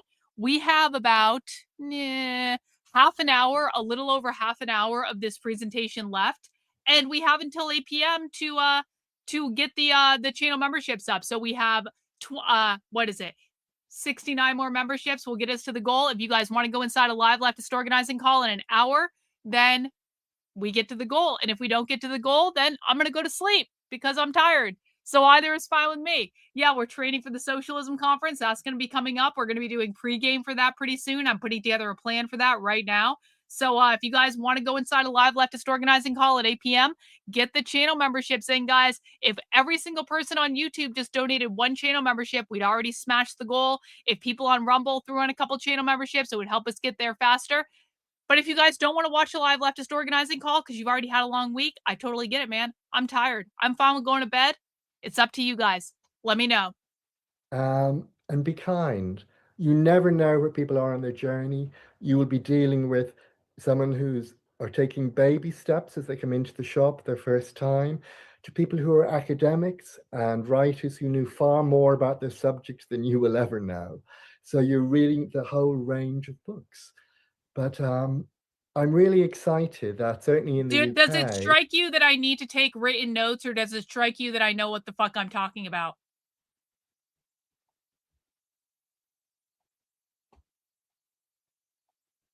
I'm not the beginner here, bro. You do whatever you want to do, but I'm not the beginner here. I'm sorry. Queer bookshops are it's thriving. That, you know, we've had 4, 5, 6 new bookshops have opened since COVID and doing well around the country, whereas we were the only one. I mean, like forget about events. Why don't they have bookstores? Why doesn't the right wing have their own bookstores? Why doesn't the right wing have their own book publishers? Why doesn't the right wing have an entire ecosystem of places that is at the center of their organizing and their activism? Oh, they don't do organizing and activism. That's why. For 20, 30 years. So it's a great period. And what I loved about your book, AJ, because I know about Gays the Word. Duchess, what I wanted to know about Duchess coming in with 5 channel memberships. W's to you, my dear. There it is. So appreciate it. Thank you so much for supporting the stream.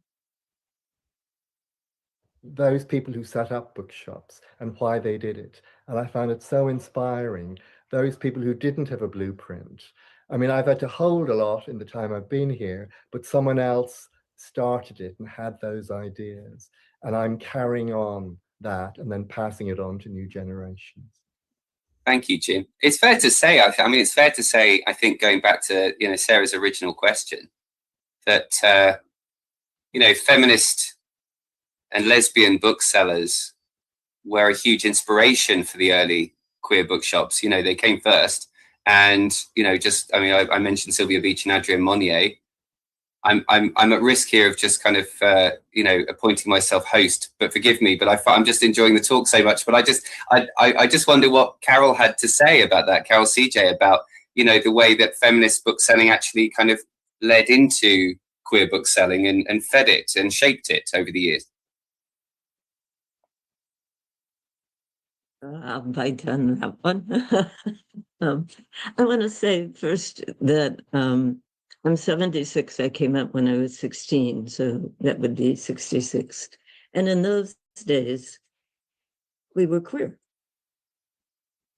There were other words. There were some nicer, some less nice, but queer was the vernacular. And So here I am at Masterpiece. 76 W's, in bro. Thank you. 2026 and feeling that we have a culture in which queer is the word again, and lesbian is somehow a stereotype of evil, despicable people who despise trans people, which is a very cheap stereotype. But Okay, I want to make something clear. I'm pretty sure what we're looking at is like an old hippie socialist.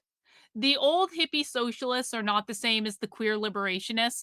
The old hippie socialists kind of oftentimes don't understand exactly the waters that they're playing with, because a lot of the stuff about queer Marxism developed and evolved after kind of they were active.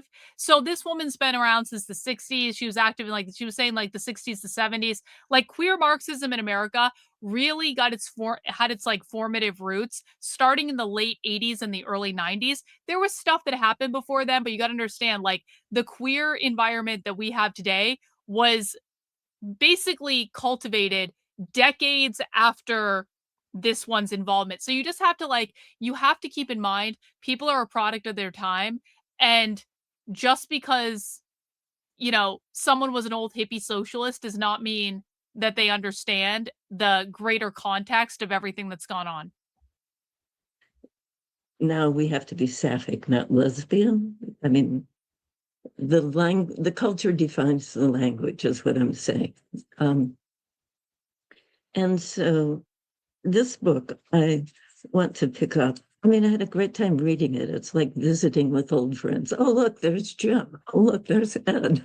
You know, it's like, well, oh, yeah, that's that was actually, so we mentioned the Mattachine Society earlier. The Mattachine Society was basically the nugget that started queer Marxism in America. The Mattachine Society was a group that formed in 1950 by 5 gay men that were kicked out of the Communist Party because back in the 50s, during the era of McCarthy, they didn't allow people who are openly gay to be members of the Communist Party because it was too easy to blackmail them and stuff like that. So these 5 gay guys got kicked out and they formed something called the Mattachine Society. The Mattachine Society was basically like the beginning point of queer Marxism in any sort of practical sense, because it was basically a group of people that said, we are communists and we think being gay is being part of an oppressed class. And that is where those two ideas started kind of like melding together of queer and anti-capitalism. It's been up to, you know, and there's a lot of joy in that. I also wanted to change the name, you know, how queer and feminist bookstores changed the world. Is this the one that I'm a almost bit cried, frustrated because it feels a bit to me. Oh, the other thing I want to say is that I also worked at a Woman's Place bookstore starting 3 years after they opened. So I have a lot of vision in history. And I knew the women who started it and know them well. And, you know, it was a Woman's Place came out of gay women's liberation in Oakland and San Francisco, which started because the dykes went to gay liberation meetings and the men wouldn't talk to them. When they spoke okay, to maybe them, I underestimated her. on, Maybe I underestimated her. Maybe she was more involved in the radical shit than I first gave her credit for. No, we don't do this shit here. Do not do this low level owning the lib stuff. It pisses me off. Conversations. And so the exclusion of queer men set them off to do gay women's liberation and create what we now call feminist bookstores, which, you know, for the most part, are lesbian bookstores. You know, I think there's a good 10% of, maybe 5% of feminist bookstore workers who are not lesbians. So I find myself very troubled because as I read this book, I feel excluded, not by my choice, but by editorial choice and by cultural choice, which you don't have. Well, I'm really sorry to hear that. I'm sorry to hear that, Carol. You know, for me, the feminist history is so much an important part. So Ed and Arlene, who ran Giovanni's Room, for instance. They were a first early example of a lesbian and a gay man running a queer bookshop together. But there were other queer bookshops that were, so for instance, Jane Cholmondeley talked about being a feminist bookseller, but also first and foremost for a lesbian bookseller. And Lynn Alderton talked about that and some of the tensions that there were between lesbian feminists and heterosexual feminists and that part of the history. I don't know for me whether it would have been right for me to have claimed feminist history as part of this book. I think that would have been an overreach for me as a historian. It's about telling a history of queer book selling through a particular lens, and it requires an editorial sensibility to give you focus as you try and tell that story from beginning to end. But it's not an exhaustive story, and I do think actually it could have companion books. There could be not even a companion book, but books that talk about the history of feminist book selling in their own right, which already exist, can be read as part of your bookshelf, if you like. So you can read all of them and take from them what you like, which is ultimately, for me, I'm really fascinated by Tudor history. I've read many, many different books about the same people and about the same era that take their own view on that era and bring their own sensibility to it. And then I, as the reader, am able to come to my own independent conclusions, which I would hope would be celebratory. Well, yes, we certainly need a multitude of books. I would agree on that. But I also feel that in this book, there are times where you say a woman's bookstore is not a queer bookstore. And that's troublesome. It's troublesome to me because oftentimes. So this is the difference between gay rights activists and queer liberationists. Like this woman who, again, my first impression of her is like, okay, so maybe she was involved in some of the queer liberation stuff. She seems like a feminist lesbian to me. A feminist lesbian that was an old hippie lesbian. Now, okay, so in San Francisco in the 1960s, there was an organization called the Daughters of Bilitis. The Daughters of Bilitis are also a topic that I write about in my Queer Marxism book that I'm working on. But the Daughters of Bilitis were basically a bunch of lesbians. They were like the first lesbian rights organization. And they got together and they hung out in lesbian apartments and talked about lesbian things.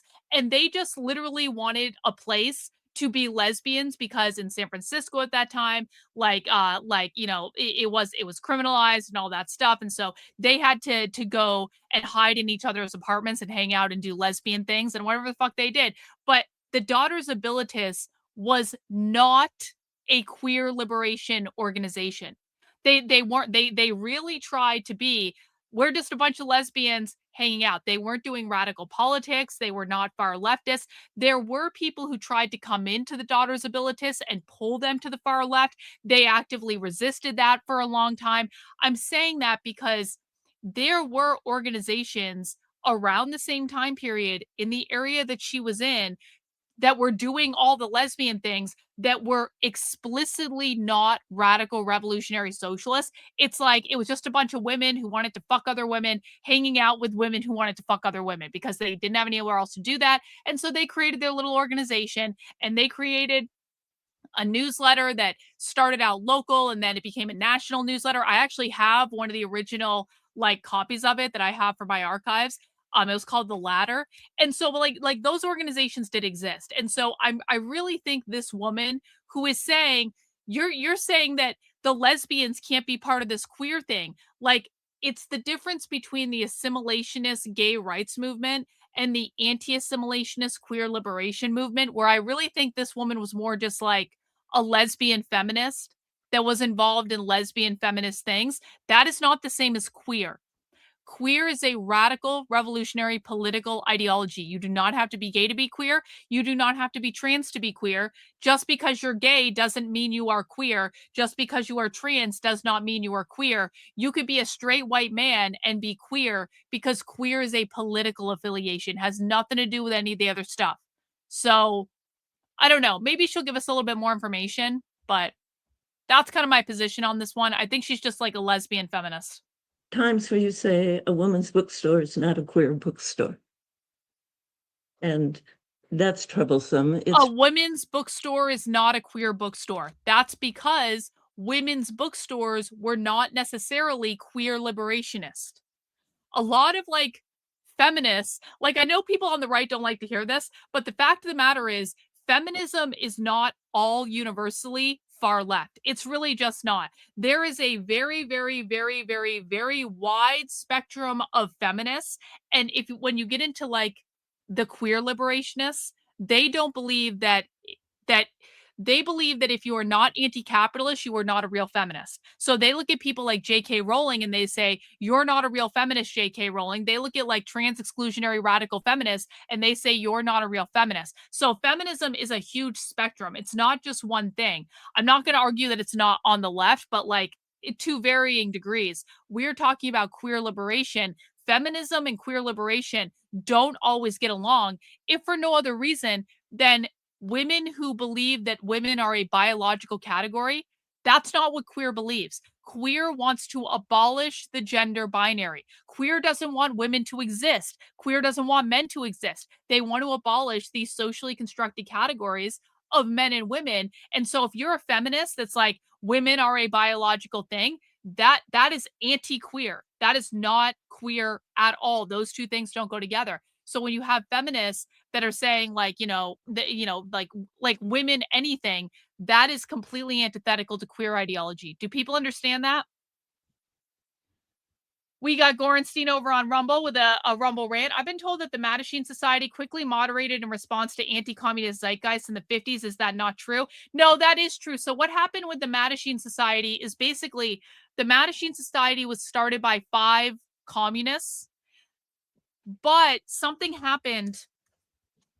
So essentially, a member of the Mattachine Society got arrested in Los Angeles for like entrapment and prostitution and stuff like that. This was a big problem with gay men in Los Angeles back in the day, where the police would basically set up the gay men to like arrest them for being gay, essentially. And so a member of the Mattachine Society got arrested where he was trying to have sex with a cop that he didn't know was a cop.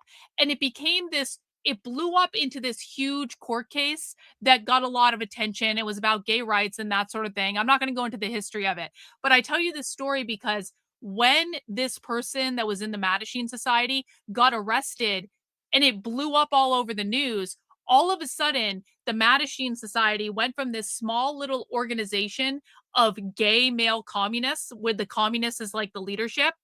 And it all of a sudden had all of these gay men in it that didn't want to be communists and that didn't know the Mattachine Society was communist. They just knew that there was this organization that seemed to be doing gay rights stuff, and they were gay and they wanted to be around other men that wanted to fuck men. And you might not like that, but just because they're men who wanted to fuck men does not mean they were communists. So all of a sudden, like almost overnight, the Mattachine Society just like ballooned in size and had all these new members. And these members came in not knowing it was started by 5 communists. And so for a while, they tried to keep the political affiliations of the leaders of the Mattachine Society a secret from the membership, but eventually it got out and the membership took a vote and they're like, we don't want to be communists. We just want to be gay men.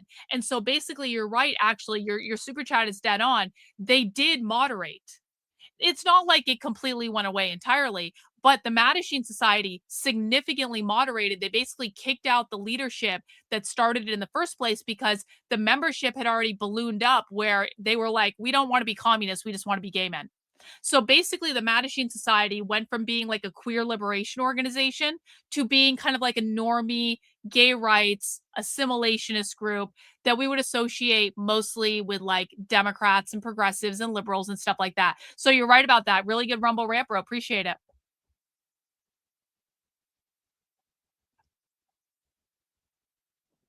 Well, yes, we certainly need a multitude of books.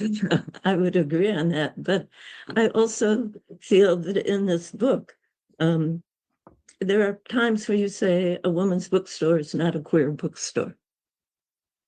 And that's troublesome. It's troublesome to me because oftentimes the precursors, Oscar Wilde's gets out there first, but the precursors in many situations are... Yo, we got a super chat. Thanks so much, Toby. Genuine question, not trying to be annoying. What is the difference between queer Marxists and TERFs? They both call themselves TERFs are not gender abolitionists. There is no universe in which TERFs are gender abolitionists. I don't know why you have the idea that TERFs are gender abolitionists.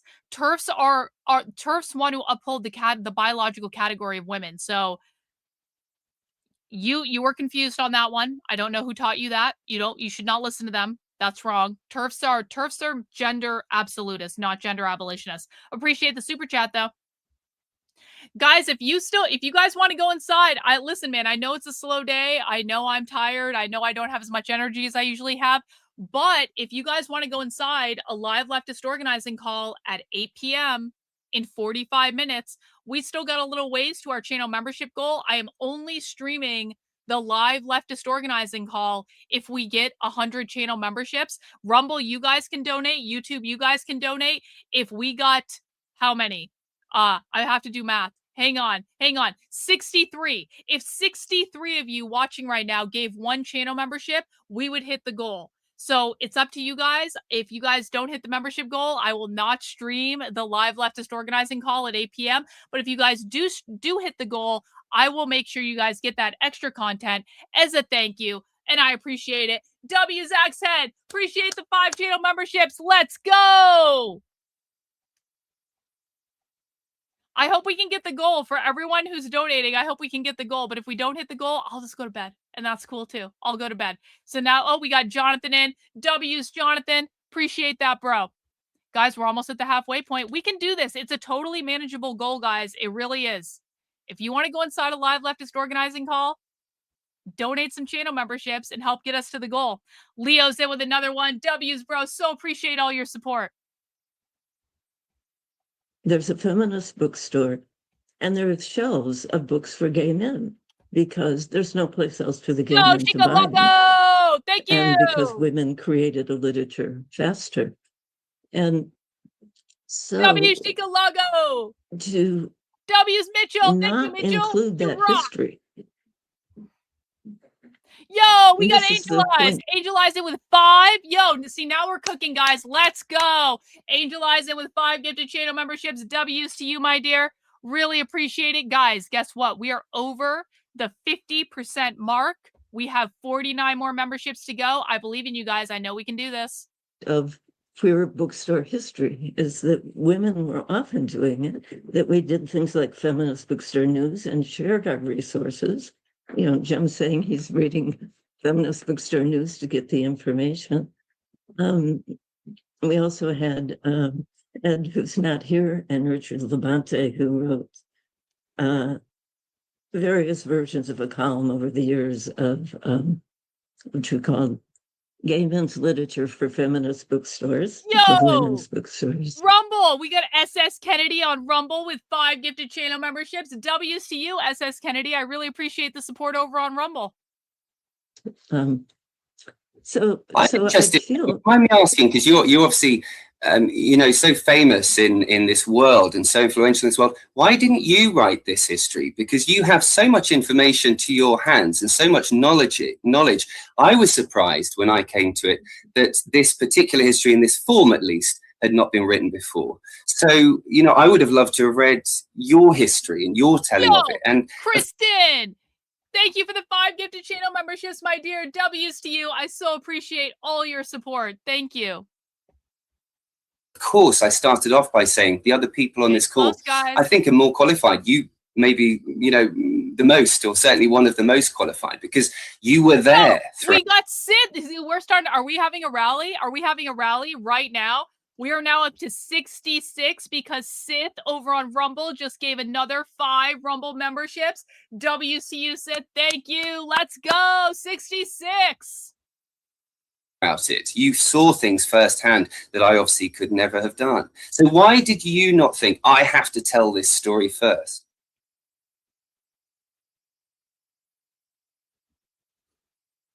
Well, there's a very large question. I'm not dead yet, darling. And it has to do with resources. It has to do with access. It has a great deal. One needs resources to sit and write books for the couple of 3 years, 5 years, 10 years it takes. But I still want to say that in being told that a women's bookstore is not a feminist bookstore, but you wouldn't have said that to Joe Beam. I have to ask. I'm surprised because I don't. Where do I say that in the book? I don't recall. I'm sorry if it came across. I don't recall saying this bookstore is not a queer bookstore. It's not allowed to be, or it's not allowed to be part of the history. If I'm writing about a bookstore that I felt was part of the history, then including it. If you no, TERFs are not gender abolitionists. TERFs are trans exclusionary radical feminists. TERFs want to keep trans people out. TERFs are gender absolutists. They believe that what a biological woman is absolute. That's like inherent to the definition of a TERF. Guys, just because someone puts something on Tumblr doesn't mean it's real. Just because someone puts something on Reddit doesn't mean it's real. This is why we have to use our brains and why we always go back to primary sources, you know? Arrange for me to get your email. I'll find it and send it to you.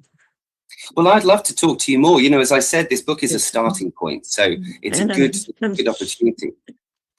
I do want to say that during these years, we started tracking gay and feminist bookstores in about, say, 79 or so.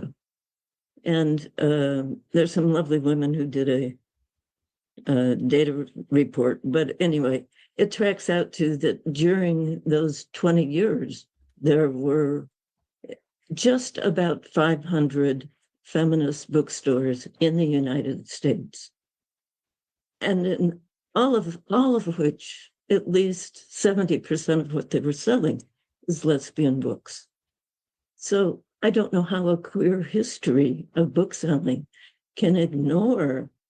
I mean, there were feminist bookstores in 48 of the 50 states during that period of time. So what you're saying is TERFs want to maintain biological sex.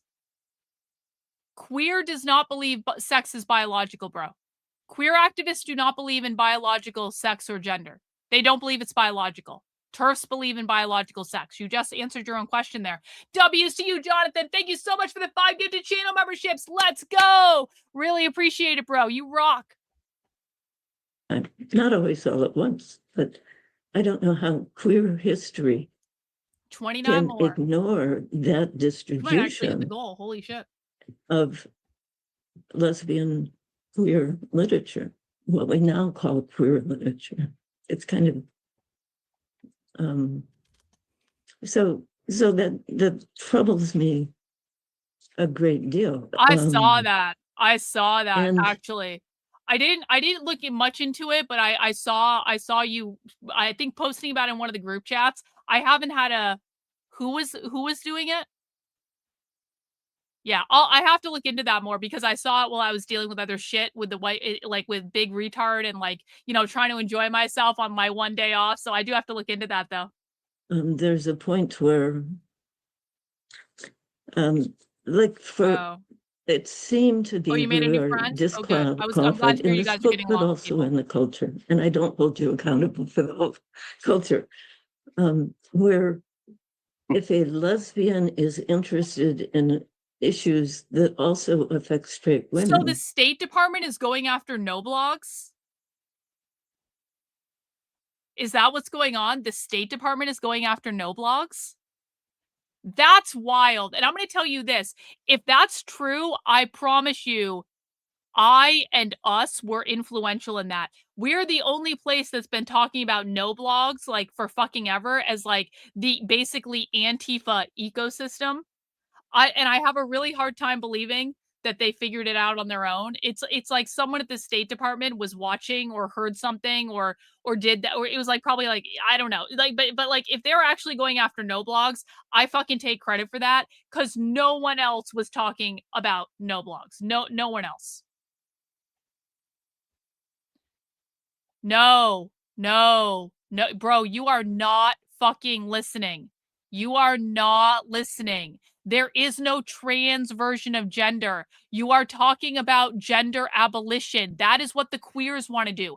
TERFs do not want gender abolition. They are not saying that. That is not what they want. They believe it's a biological category. If you make me say this again, I'm going to start to get really, really pissed. TERFs believe gender is biological. Queer activists do not believe gender is biological. That is the difference. That is the only fucking difference that matters. And it doesn't fucking matter how TERFs define themselves. What matters is how are they how are they using the fucking terms?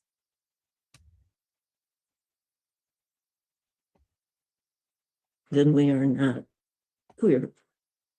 As if the women who, it's kind of like, this is about which part queer. of me isn't a woman?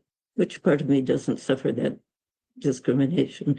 And which part is a lesbian? It doesn't separate out anymore. I love the part about Joe Beam's book and how he developed that. And Let's go! Room, people beginning to understand that gay men are being discriminated against terribly for being Black. That was especially vivid during No, AIDS. it's not. We don't make shit up. No. And yet, so you could be Black and queer, but the idea that you can't be lesbian and feminist is culturally pervasive and, makes me quite crazy. But not in my book. Crucially, that's not something I say in my book. And I hear you, and I think it'd be nice to talk more. Like I say, it's a starting point for, I think, a really interesting history. And I tell as much as I can tell. In the modern publishing industry now, as I said in an earlier answer, there are chapters in this book that I wrote, 50,000 plus words more, that my editor, who is a woman and a feminist for what it's worth, who felt that they didn't tell the story in a way that the general reader who doesn't come with prior knowledge or a deep experience and understanding of this history doesn't come to it with that. Just the general reader who's maybe never even been into a queer bookstore before, or maybe has been a few times just as a customer. They need to kind of get a sense, I suppose, of the origin story of queer bookselling. And, the feminist bookselling history that I write about in great detail and take great care to try and include that throughout the book. So I'm very proud of that. And I've, I think, helped to kind of tell that story in the best way that I can. But it's a starting point, as I say, in a learning process. I think for a field of study that hasn't really specifically in its own right existed before.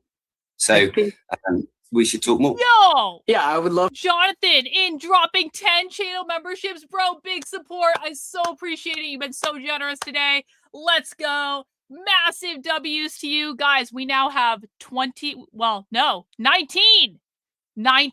We're less than 20 away, guys. Less than 20 away from hitting our channel membership goal and going inside a live leftist organizing call in half an hour.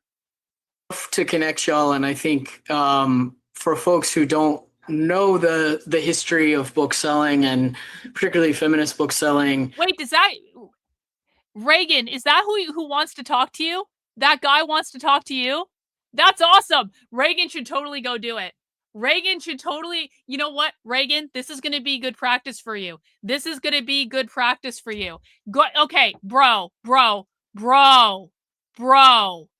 It doesn't fucking matter. It does not matter if the TERFs are aware.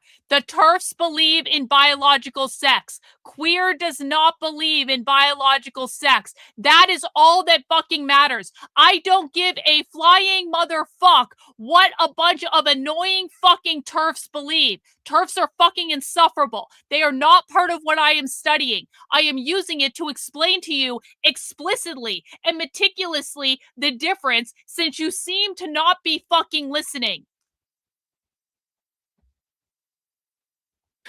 Carol's work in the feminist. Yeah, you guys that made new friends last night with that podcaster, bro. You guys all go do the interview.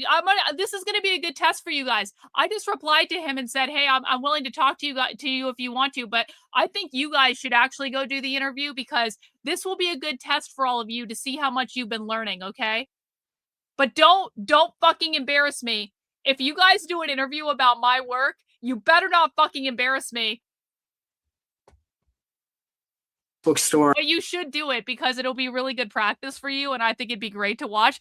Here's what we're gonna do. You guys are gonna go do that interview, and then we're gonna do a live reaction to it, or I'm gonna do a reaction to it, and I'm gonna critique you and give you a report card. This is great. I go out of town for one day and my community has volunteered themselves for an interview on a podcast, and it's going to be like their final fucking exam where I figure out how smart they actually are. News is an incredible archive that it looked at. Like, you can go look at it online, and it's just for any young booksellers who are on the call who are like want to know how people used to buy books, as Jim was saying. Yeah, it's mind-blowing because, you know, sometimes we get frustrated with how hard it is to find certain books, but like it's incredible how much information was transmitted between stores. And I think listen, I think this is good. My whole desire is to create a community of people who are out there teaching other people. If I can download all the information in my head to you guys, then you guys have to go out and do shit too, and it's not just me. So I think this is great. No pressure, guys. Let's go. You guys all represent me. I'm going to be keeping an eye on this, but I love it. Go do the interview. Reagan should take the lead. She knows more than all of you. Yeah, 19 more memberships, guys.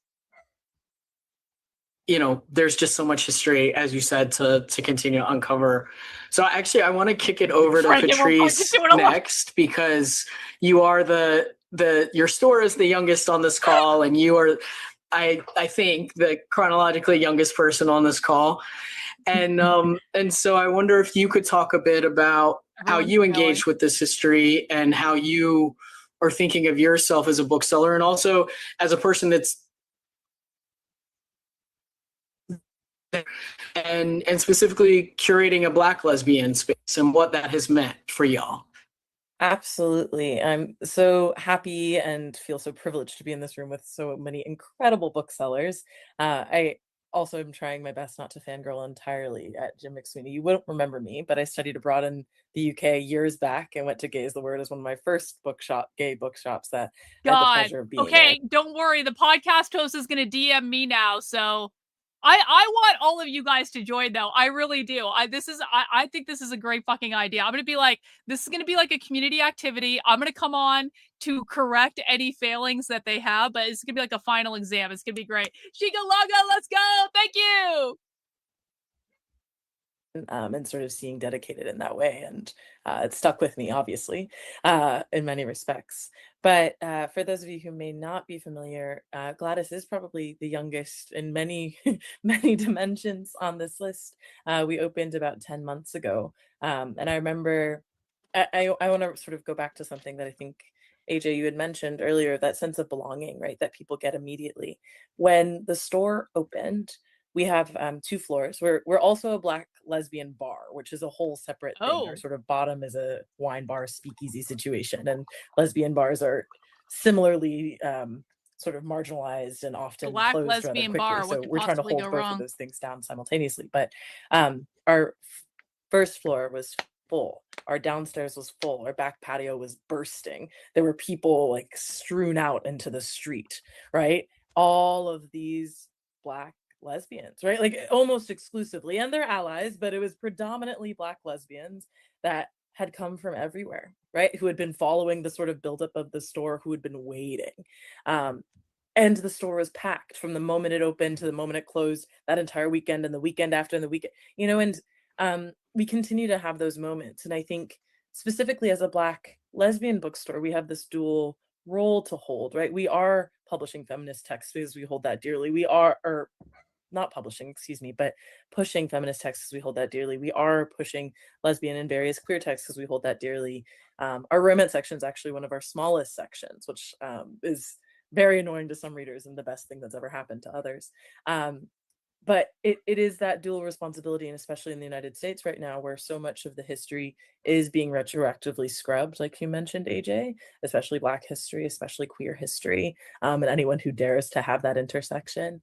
And so we think very intentionally about how hard we will try to get some books, right? There are so many people, I'm thinking about even yesterday, who come up with a stack of books that's massive, right? And some of it's about their Black experience, some about it's their queer experience, and then those precious ones that go in between. And they're like, I've looked for these books forever and I haven't been able to find them. I haven't been able to find them. They've been out of print, or I remember them on my grandmother's shelf. I remember them on, the queer auntie that I met in Harlem, 15 years ago, and I was there for lunch and I can't remember, they have these moments of true joy. It's been such a pleasure to be able to facilitate that. I think it's why we continue to be such a sort of events-driven space. So we want to bring people in to laugh together and talk to each other, and then grab books that sort of reinforce that experience. And what I will say, and I haven't had the pleasure of finishing the book yet, AJ, but I've loved starting it, is that I'm very curious about our future, right? We have such a rich past. But I think what's been sort of exceptional about our space in particular is we are on that sort of cutting edge of, okay, what next? Where are we going next? How do we continue to hold each other gently? How do we continue to organize in these spaces? How do we continue to think critically about all of the gaps in the ways that we did used to have queer bookstores, and sort of step into ones that are maybe more robust, or learn from those false distances and sort of incorporate those lessons together for the future. So there's a real sense of hope and joy every single day in our shop. And I think all of that is resting on sort of the shoulders of giants, many of whom are in this room. So I'm feeling lucky to be here and happy to field more, but those are the initial thoughts. Thank you so much. I think All I right, want to end guys. Great Otis has just issued a challenge. If you guys send in 8 more memberships, Great Otis will throw in 10 to get us to cross the goal. We have 20 minutes until this live leftist organizing meeting kicks off, and we will stream it live for everyone. If we can get 8 more channel memberships in, and then Otis is going to contribute the last 10. Guys, I need 8 people to donate 1 channel membership. That's it. Or 2 people to donate 5, or 1 person to donate 5 and 3 people to donate 1. There are any number of combinations that can get us there, guys. 1 person could donate 10. It's up to you guys. We need 8 more. Yo, we got Jonathan. Jonathan, big supporter today. W's, bro. Thank you so much. 7 more. Can we do it? Axehead. We got 7 lilies. We got Leo. We did it. We just got 12. That brings us up to 94. Let's go. W's to 7 lilies. W's to Leo. Thank you so much. Multiple channel memberships given out today by all of these guys. Actually, everyone who jumped in, I think, pretty much has already given today. Maybe not 7 lilies, but he gave 5, and that's fucking rad. So Otis should be coming in with the 10. Is Otis going to be the hero we need? Or is there going to be someone, or maybe Otis was shit talking. We'll have to see. You'll do it. He's like, give me a fucking minute, Karlyn. Okay. Thank you, Otis. I love you. Appreciate you. Moment after Jamie has had an opportunity to speak about that question of the future. So AJ, if you'll kind of hold that in your mind, and we're gonna end on that note. But Jamie, talk to us about Water Valley, Mississippi. Yeah, and it's such a pleasure to be here. Patrice, I cannot wait to get your bookstore. It's going on my list, so I'm looking forward to it. I mean, I was thinking about this, before I was a scholar or a bookseller, I was a reader desperate to find books at a time when it was hard to get there. And I wandered into a little it's all good, bro. cafe. It's all good. You're still our hero, Otis. Student at Brigham Young University in Warren, Utah. I write about this in the Brigham Young, which is coming out. And there were 3 bookshelves over in the corner. And after I ordered my sandwich, I went, and I just had accidentally wandered into my first queer bookstore, right? And it was like owned by a couple, and they were like writing all these things, and it was amazing to sort of discover. That's the first time I ever saw Jeanette Winterson's work. I saw all these amazing books. And then I went to graduate school in Philadelphia, where I lived. Yo, Otis! I'm sorry that Ed's not here. The hero we need! Otis has arrived! Shikalago even threw in another one! W's to you, Shikalago! Massive W's to you, Otis. Thank you so much for offering a challenge to the chat, coming through. 10 gifted channel memberships. So appreciate it, bro. You guys rock. Okay, so we're doing the live organizing call. I really thought I was going to get to go to bed early. I really thought I was going to get to go to bed early, and you guys were like, no, Karlyn, we got this. Okay, I love you guys. I appreciate you. Best community on the internet. Thank you for getting me 105 new channel memberships so far today. As a reward, we will do a live leftist organizing call coming up at 8 p.m. Eastern time. Best chat, best community. Yeah, I can sleep in the morning. I can go an extra hour. The organizing call is only an hour long, so it's gonna be okay. I think it's gonna be a good one though, but it's gonna be all right. Okay, let's continue with this in the meantime. Like where I had my self-taught doctorate in lesbian studies, right? Just going there self-taught nonstop. doctorate in But all lesbian those studies. bookstores, you know, I had the pleasure of going to Gaze the Word. You probably don't remember it, Jim, but I came with my Isherwood book back in the day and loved it. So all of these bookstores have been so important to me. And then when I started writing the Lesbian South, I mean, Carol CJ's work was so central. I'm fangirling hard over here too. I love that work. It's so important. And it was writing about that made me want to open a bookstore, right? Doing that scholarship and learning about it and thinking I could do that, right? Like they did Maybe I that should with have a drink on stream. $3,000 and like a cold Maybe water I should flat, have a just drink. I have opened it, beer like had to downstairs. learn how to set type when they were printing things. I'm like, I have a salary, so I'm already ahead of 80% of those folks, and just like kind of jumped in. So for me, it's such a rich history. It's such a pleasure. So engaging with AJ's book and getting to talk to him was so fun because there's so much amazing work. And just since I opened, I just did it because I wanted to, and I saw an opportunity. I didn't think it was going to become anything big, but it's such a trend now with work that's happening. So I guess I'll just end quickly by saying what I think is most amazing about this new wave that's happening of younger booksellers is how different all the models are. There's not just one way to do it. And everyone I talk to, I was sitting here taking notes and going, genius. Minus 5 membership. Glad they used to do that too, right? And you've got that model. You've No, got the places that asshole. combine it with cafes. You got the Thank places you, bro. like Appreciate there it. was I think a lesbian bookmobile in North Carolina with somebody who used to work at Karis, right? We have this Minus little shop 5 that's only officially memberships. open one day a week because my university job pays my bills, but it's there and I meet people by appointment. So there's so many ways to do this. And there's so much creativity. Yeah, and zero that's what I'm shake. really excited about, Minus is that 5 shake. People are figuring out their resources and what makes sense for their community and what they can put together. And they're just inventing these amazing connections. So I know I'm jumping ahead here, but I'm super excited about the future because every time I open up my Instagram, there's a new queer bookshop doing something I've never imagined doing before. And it's really lovely to see all the You people don't who are saying, say. we're going to create our own spaces. We're going to invent the things we need for our community. And that's just what Carol CJ and that whole movement did, what all these first bookstore owners did. And it's really delightful to see that. And I'm excited to be part of it and learn from everybody. Thank you, Jamie. So I want to encourage folks to drop, who are watching, to drop their bookstore affiliation in the chat. I want everybody to drop where you're watching from and what brings you here today. If you are affiliated with a bookstore, though, I would love for folks to put their bookstore in the chat.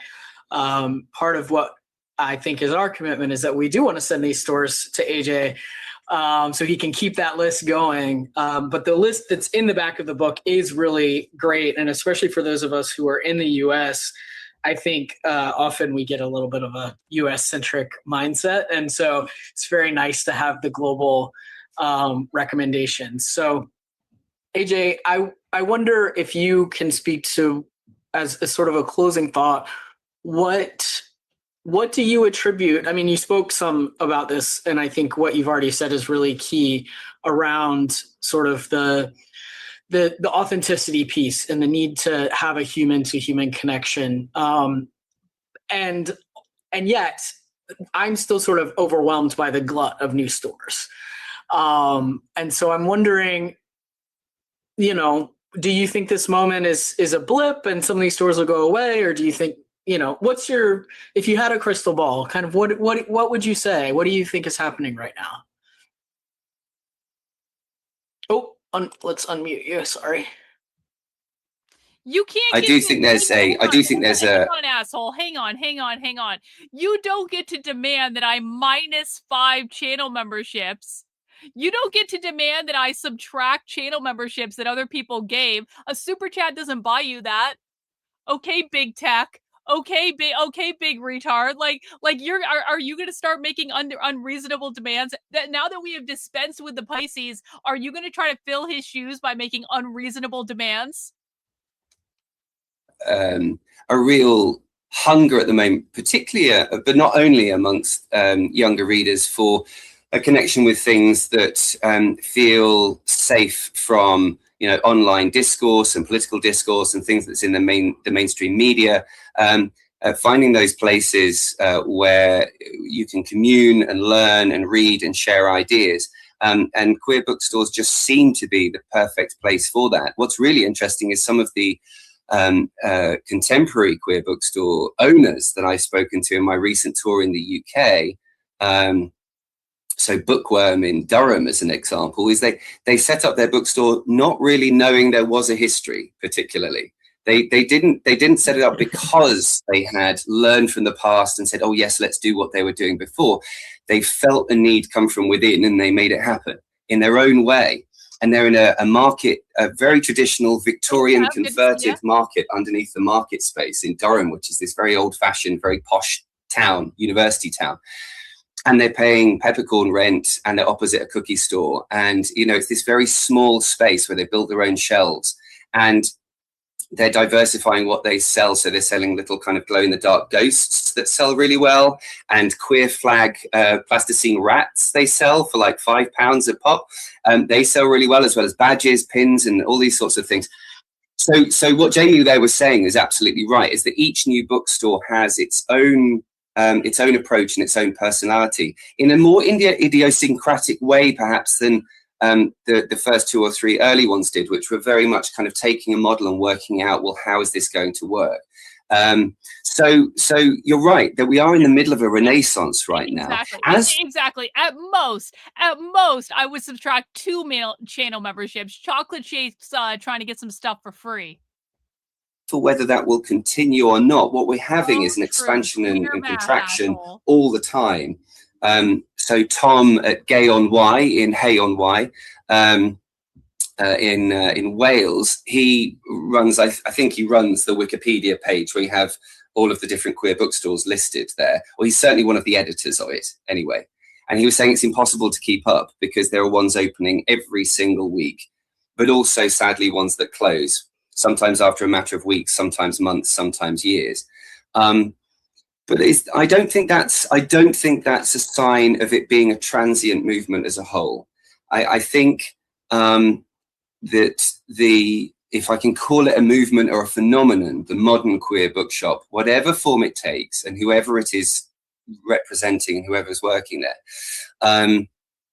feels like it's got an energy and a purpose now that it didn't have 10, 15 years ago.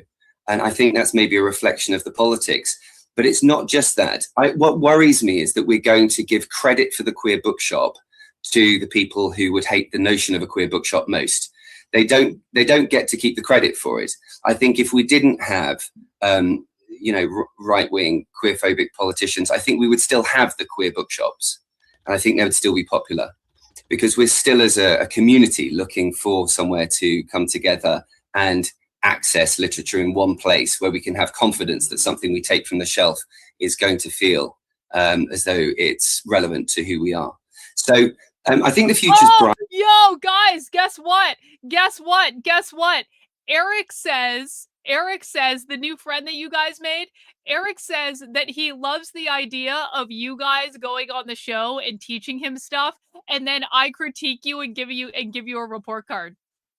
See, this is what happens when you guys get into trouble when I go away for a single night and you go wandering off into other podcasts and you make friends, and now you all have to do a podcast interview. Now you all have to do a podcast interview and I get to critique you and give you a score. This is going to be fucking awesome. I don't know. I mean, maybe, I don't know. Reagan, you know your shit. You can handle it, okay? This is gonna be great. Listen, you guys started this.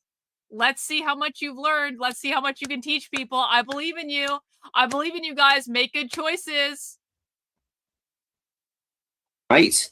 I think the issues that queer bookshops have faced in the past, that fantastic queer booksellers, but not always the best business people. I'm not quoting myself there. That's not my observation. That's various booksellers that I spoke to. I think that's also less so the case now, because it's so much easier for queer bookshops. Look at what we're doing now. Look at the fact that we just heard from Patrice there talking, and I'm here in London, and these people, people from all over the world can all step forward, make contact, have Zoom calls, chat on different platforms, and support each other. It's what Ed Hermance and Arlene were trying to do in those early days. It's what Craig Rodwell did so very well in the early days. It's what feminist bookstores were doing so well in those early days, and still doing today. But now we have technology to help.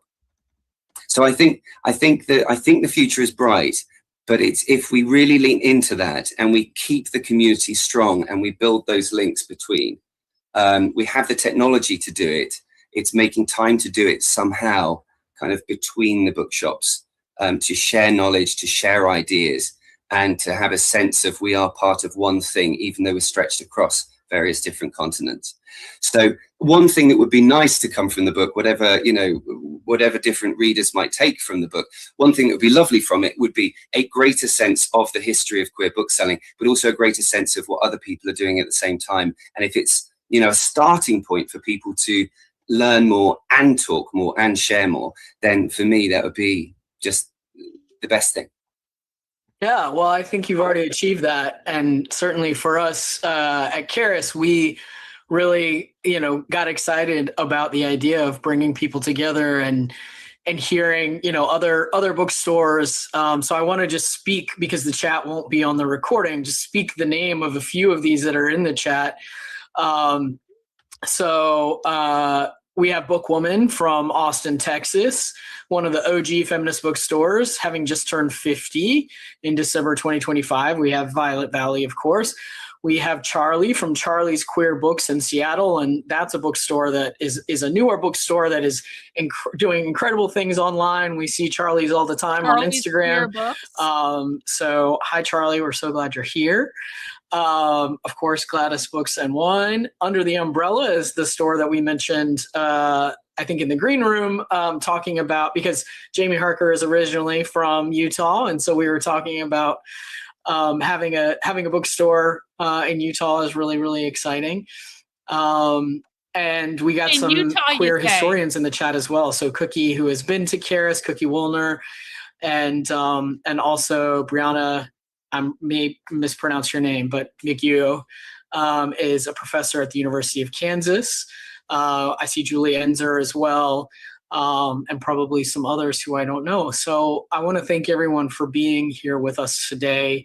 Thank you to our viewers, and thank you. They're wrapping up. I thought that was pretty interesting. I know it may have been a little bit dry for some, but this is the stuff that we just have to learn. It's their perspectives on these things, because it's such a central part of organizing. But guess what, guys? Guess what?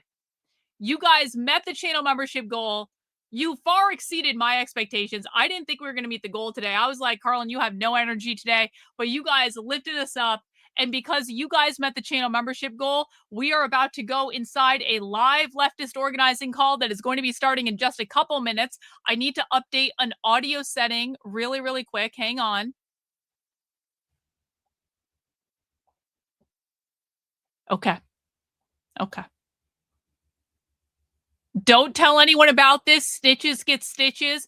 Don't blow our fucking cover. In fact, I'm going to take the chat off the screen. As a reminder, guys, this is a live leftist organizing meeting. I do not know what they're going to say. I do not know what they're going to do. I do not know if it's going to be interesting. I don't know if it's going to be boring. This is live. We are watching it like a fly on the wall. Let me just update the banner. Is a live leftist organizing call. I will not speak over the presentation because this is my recording too. If you guys see fit to donate super chats or channel memberships during it, I very much appreciate it, and I will acknowledge it at the end of the stream. But I do not speak over the recording because it's my presentation too. No, I did know about that one, but no, it's not that one. See, I thought so. I don't think they were open the day that we were there or something like that. There was some sort of issue with that where they weren't open, I think.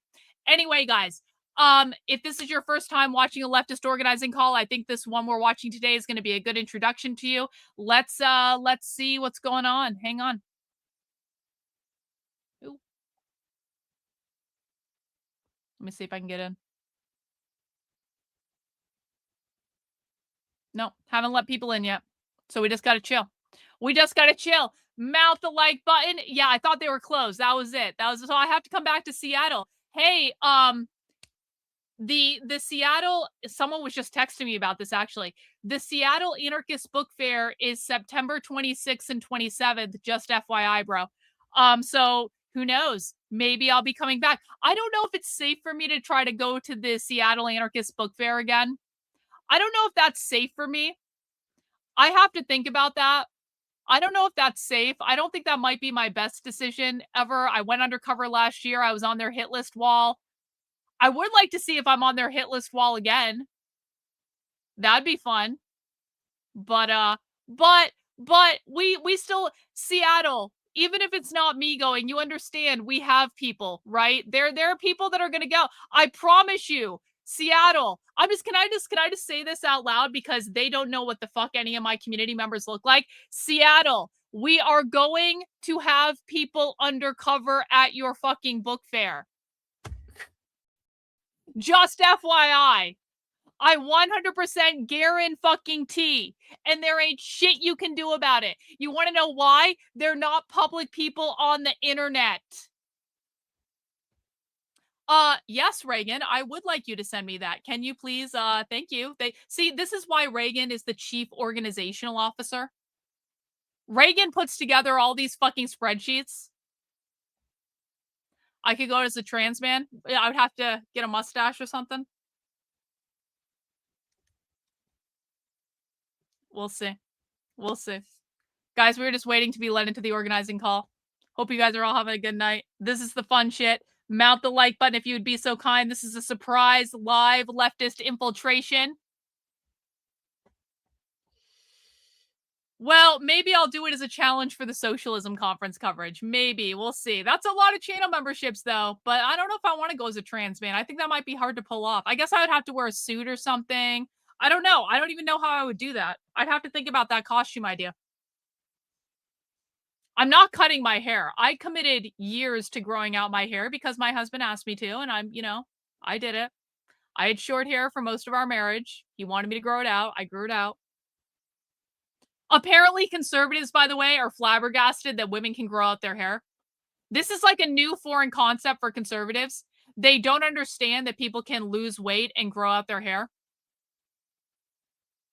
Yeah, I should go in a tuxedo. Well, I used to go as a they them. That used to be the costume when I was fat. Like my costume for these things was literally fat, non-binary queer activist. That's used to be my fucking costume. And then I started getting caught. And then I had to lose weight as the alternate. Recording in progress. In the chat. And then I'll also tell you, please listen to the song because we're going to sing it in a minute. We're singing a song, guys. Welcome, daughter from Albany.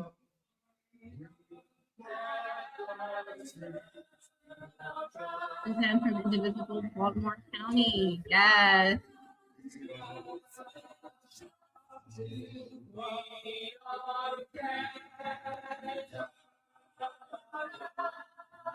Denver, Colorado in the house. Welcome.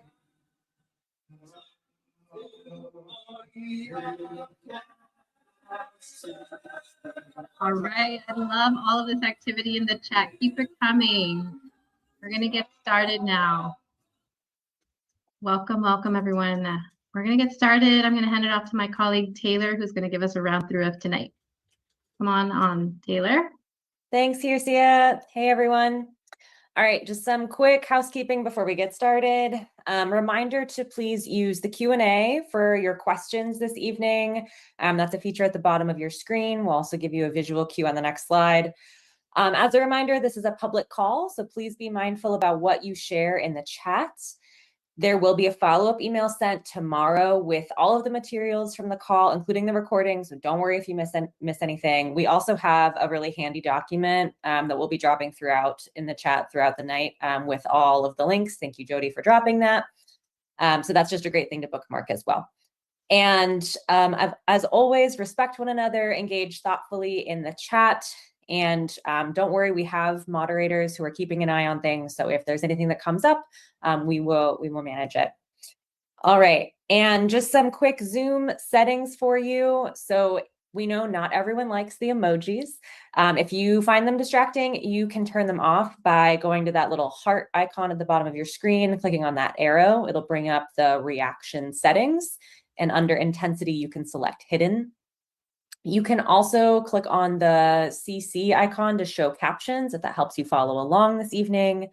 That Q&A box icon, it should be at the bottom of your screen, or you might have to click on that three dots to get to more to open up that Q&A box. And then if you haven't yet, you can make sure to toggle your chat settings to go to everyone, not just hosts and panelists. You're welcome to just send your messages to us, but if you want to make sure that everyone can see everything you're sharing, make sure that you make that change. All right, and this is the agenda for this evening. So Hirsia will ground us in this moment, naming what's happening right now with detention, expansion, and the fight for immigrant justice. Then Betsy, our director of digital organizing, will walk us through why Signal is the best tool for this work.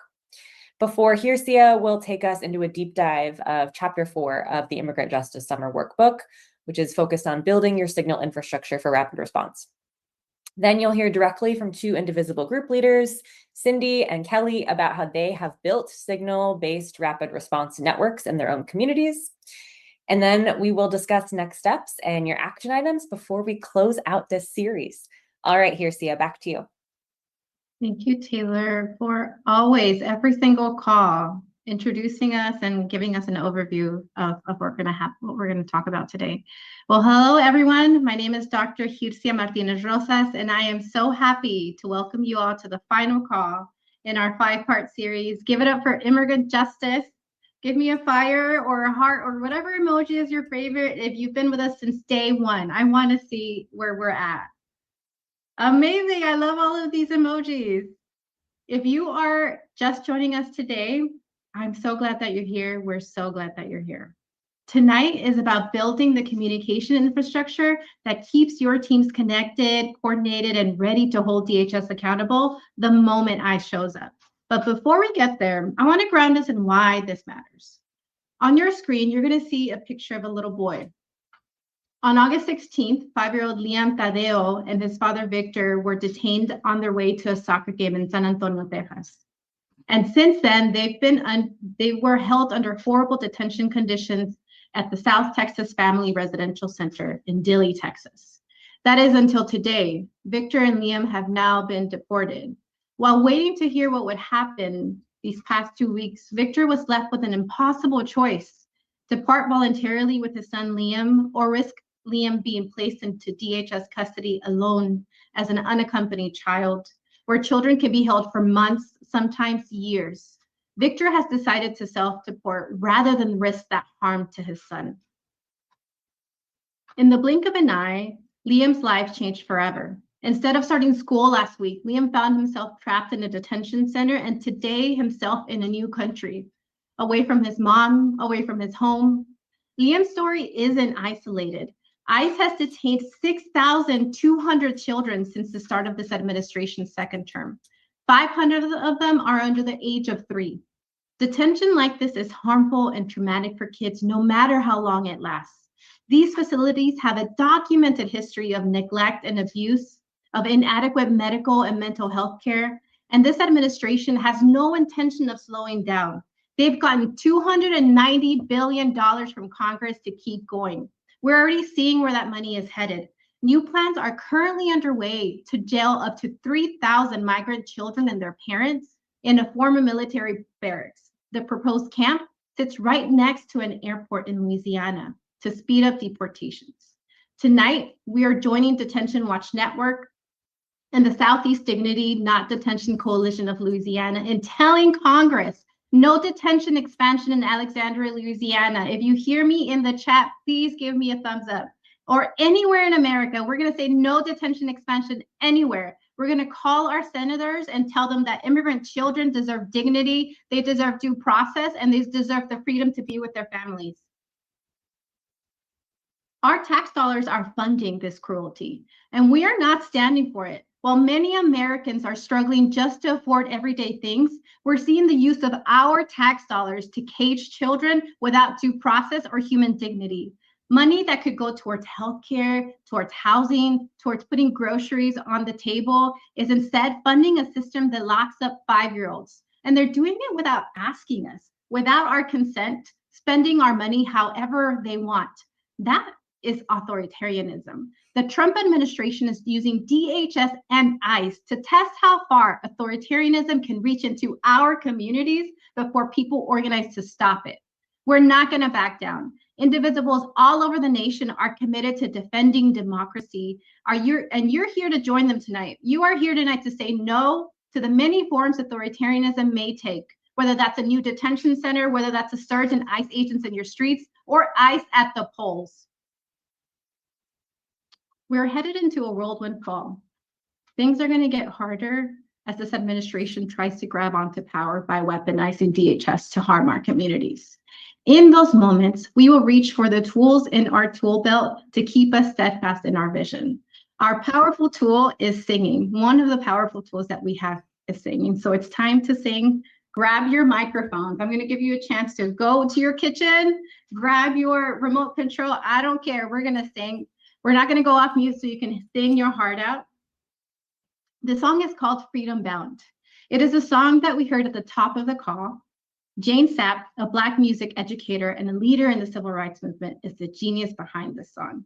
Her music is rooted in the blues and gospel sounds of her Georgia upbringing, and she spent her life helping communities find their voice through song. And today we get to enjoy it as we fight for justice. So I'm going to sing it to you first so you can hear it.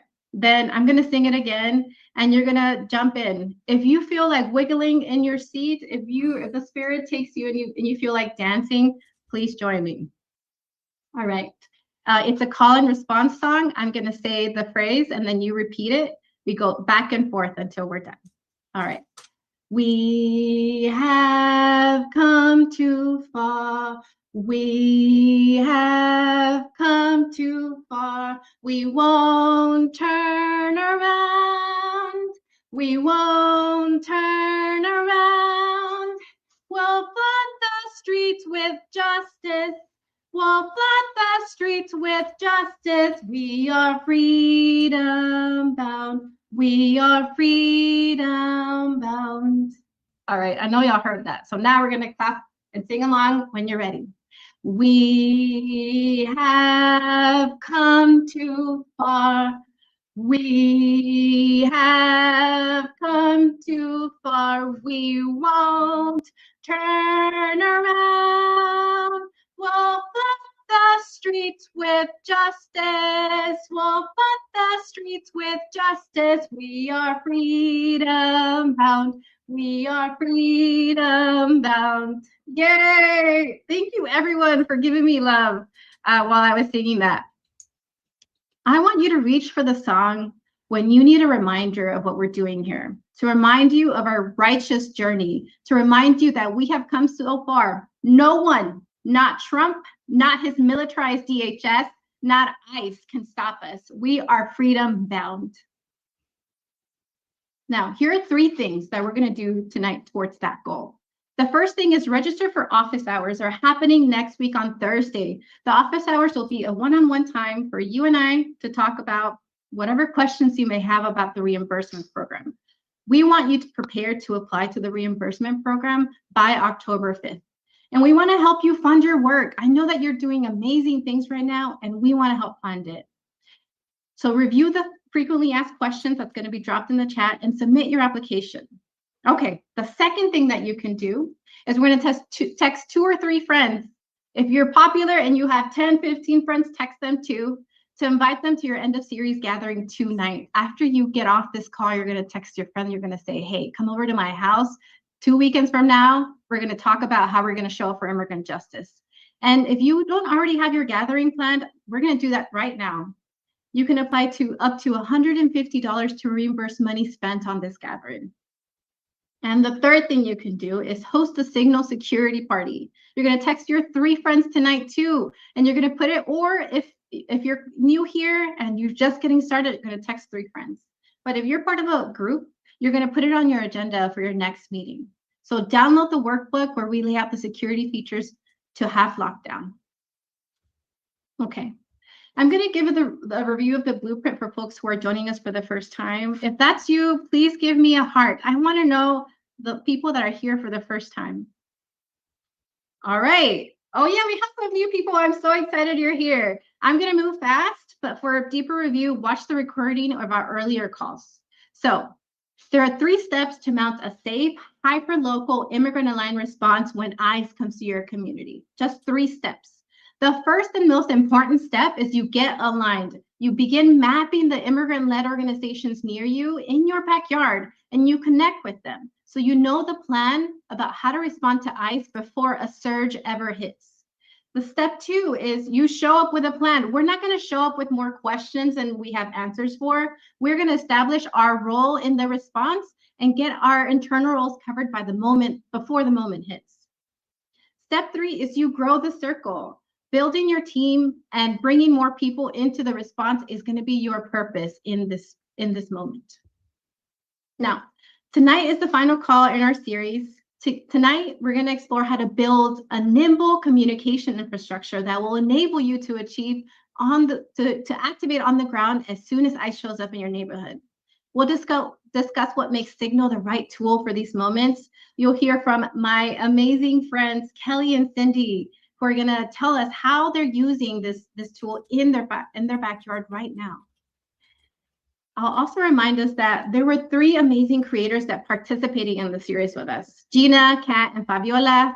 Don't worry if you missed their content. We're gonna drop a document with all of their posts, and then you could also find them on our social media accounts. Follow us on Facebook, YouTube, Instagram. We want to say thank you to them for their creativity, for coming along the ride and helping amplify the fight. Thank you so much, Gina, Kat, and Fabiola.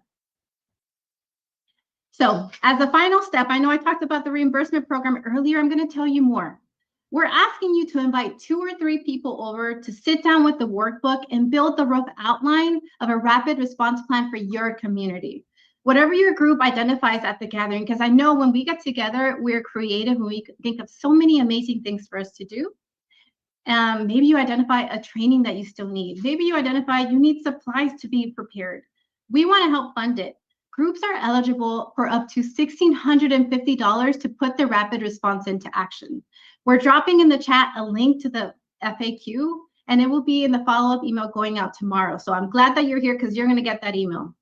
Now I'm going to invite my colleague, Betsy, who leads our digital organizing work as a digital organizing director. That is right. We have the expert on using digital tools to organize your community talking to us tonight. It's such a treat. So off to you, Betsy. Thank you, Justia. What an introduction. Very excited to be with you all here tonight. Very excited to get to be here for the last in the series. So I'm going to talk a little bit about why Signal for this work. When organizing with immigrant communities, digital security is part of keeping the people that we work with safe.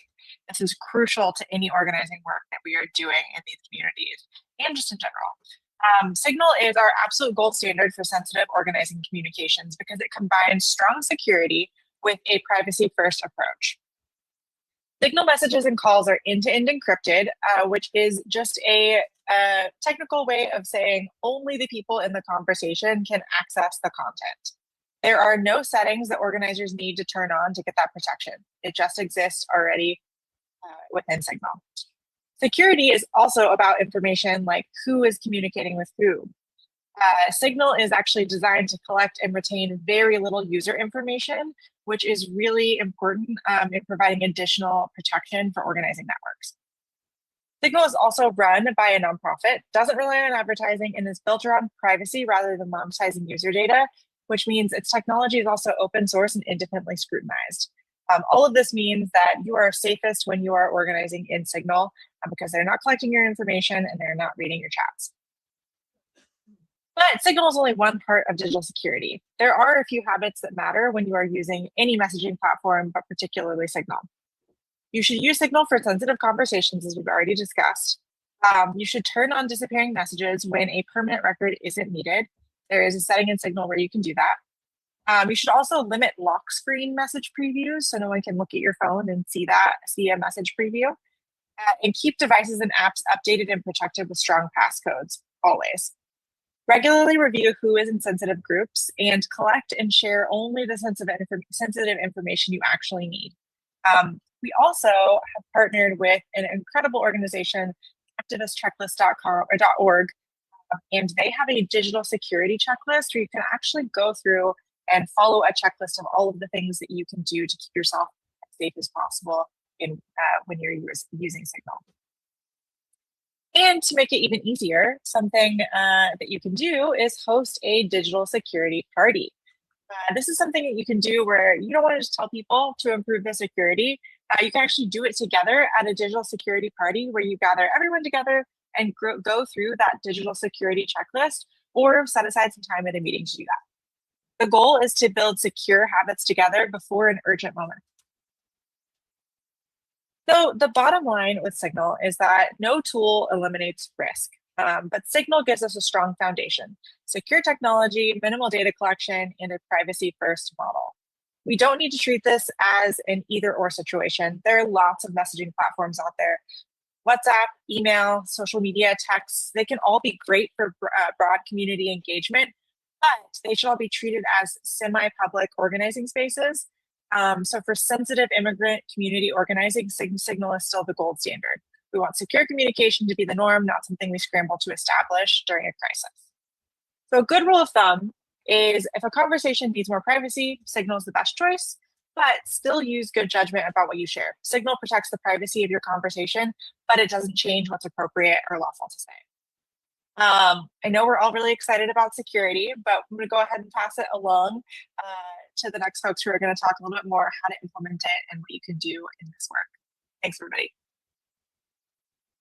Thank you, Betsy, for running us through that. So Betsy just walked us through all the ways that Signal keeps us secure, and I want to name something. A core principle behind everything we do is a commitment to nonviolent action.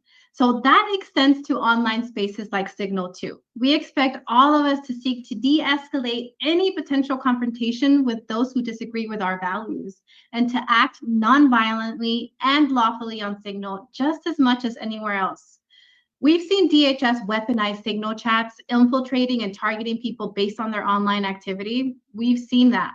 So yes, Signal is a tool that increases our security, and we always want to be thoughtful about what we're sharing and who we're sharing it with. And we're not highlighting the security features because we have anything to hide.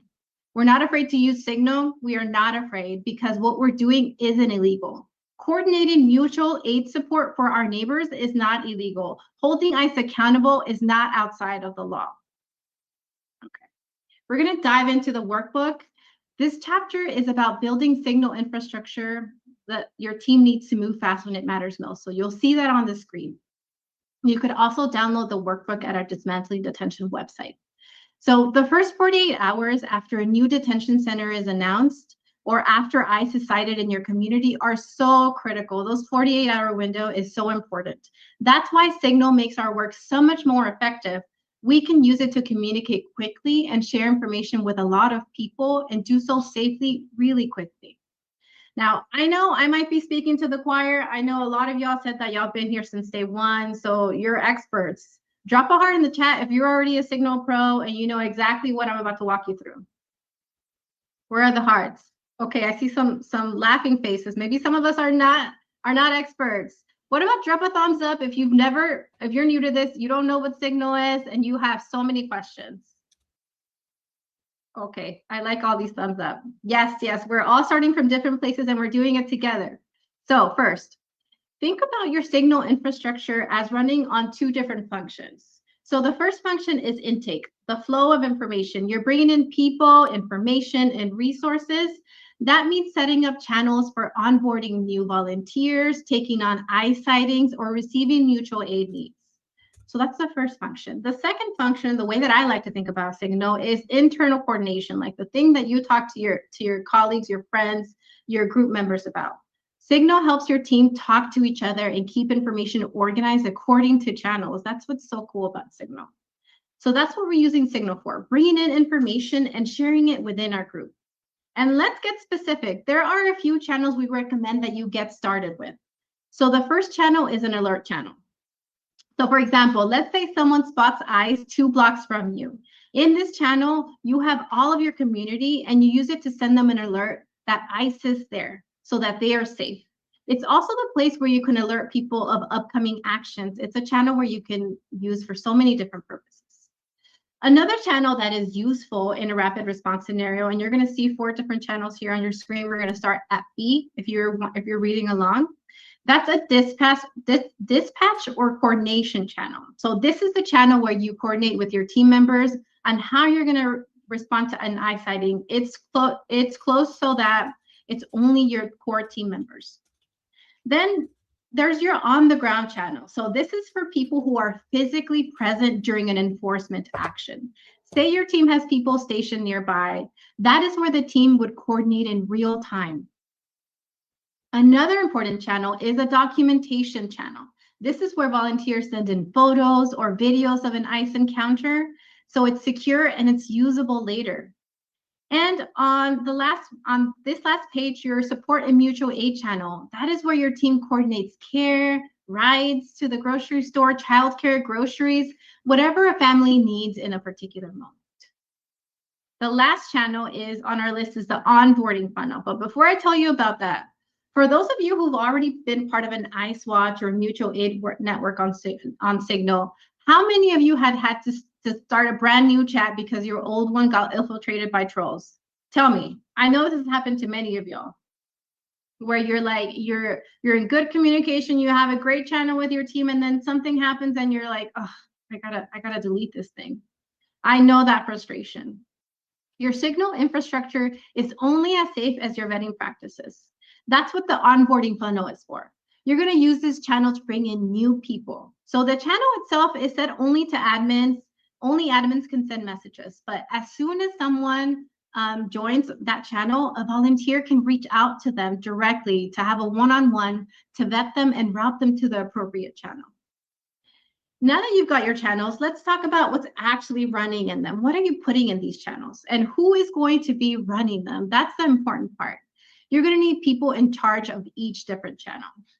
The first kind of role that we recommend is a dispatcher who verifies incoming information and sends it to the right channel. If you set this up right, you're going to get lots of different sources of information, and you need someone who can critically examine that and see, yeah, that's good, or no, that's not good.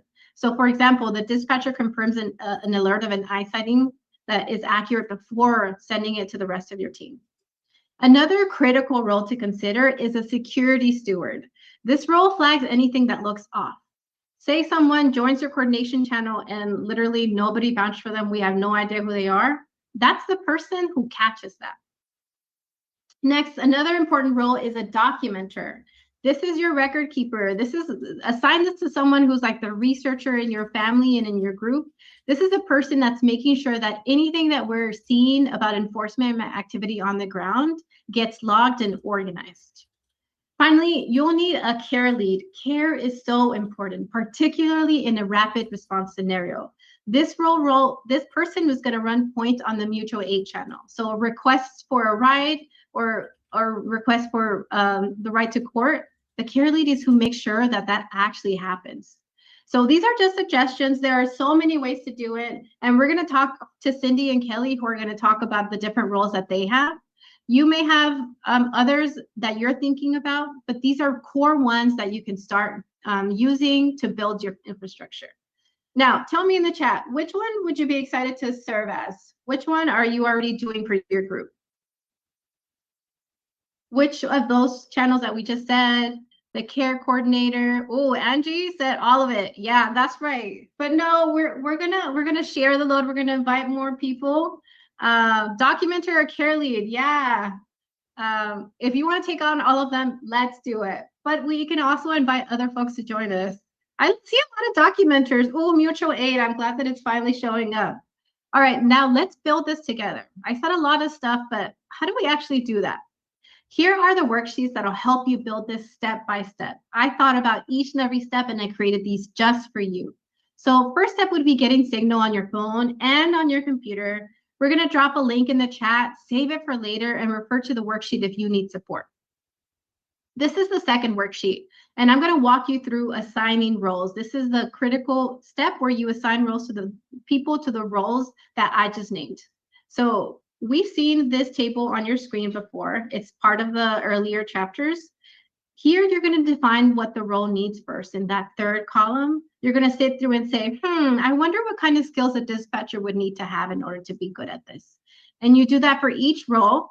And then we get to the part where we get to brag about yourself. So you're gonna each go around and say, hey, I'm really good at this. You're gonna write that on the board, and then you're gonna match the skills that are necessary for a dispatcher with the skills that you bring to the group.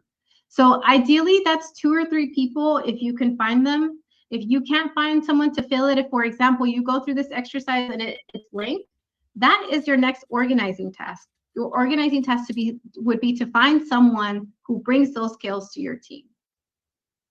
Earlier, we had a conversation around the importance of vetting and doing that through setting up an onboarding channel where you're funneling new people into your Signal infrastructure safely. So this is the worksheet that will help you make that happen as a team. So first, here are the 3 steps to set up the specific channel where new people will drop in.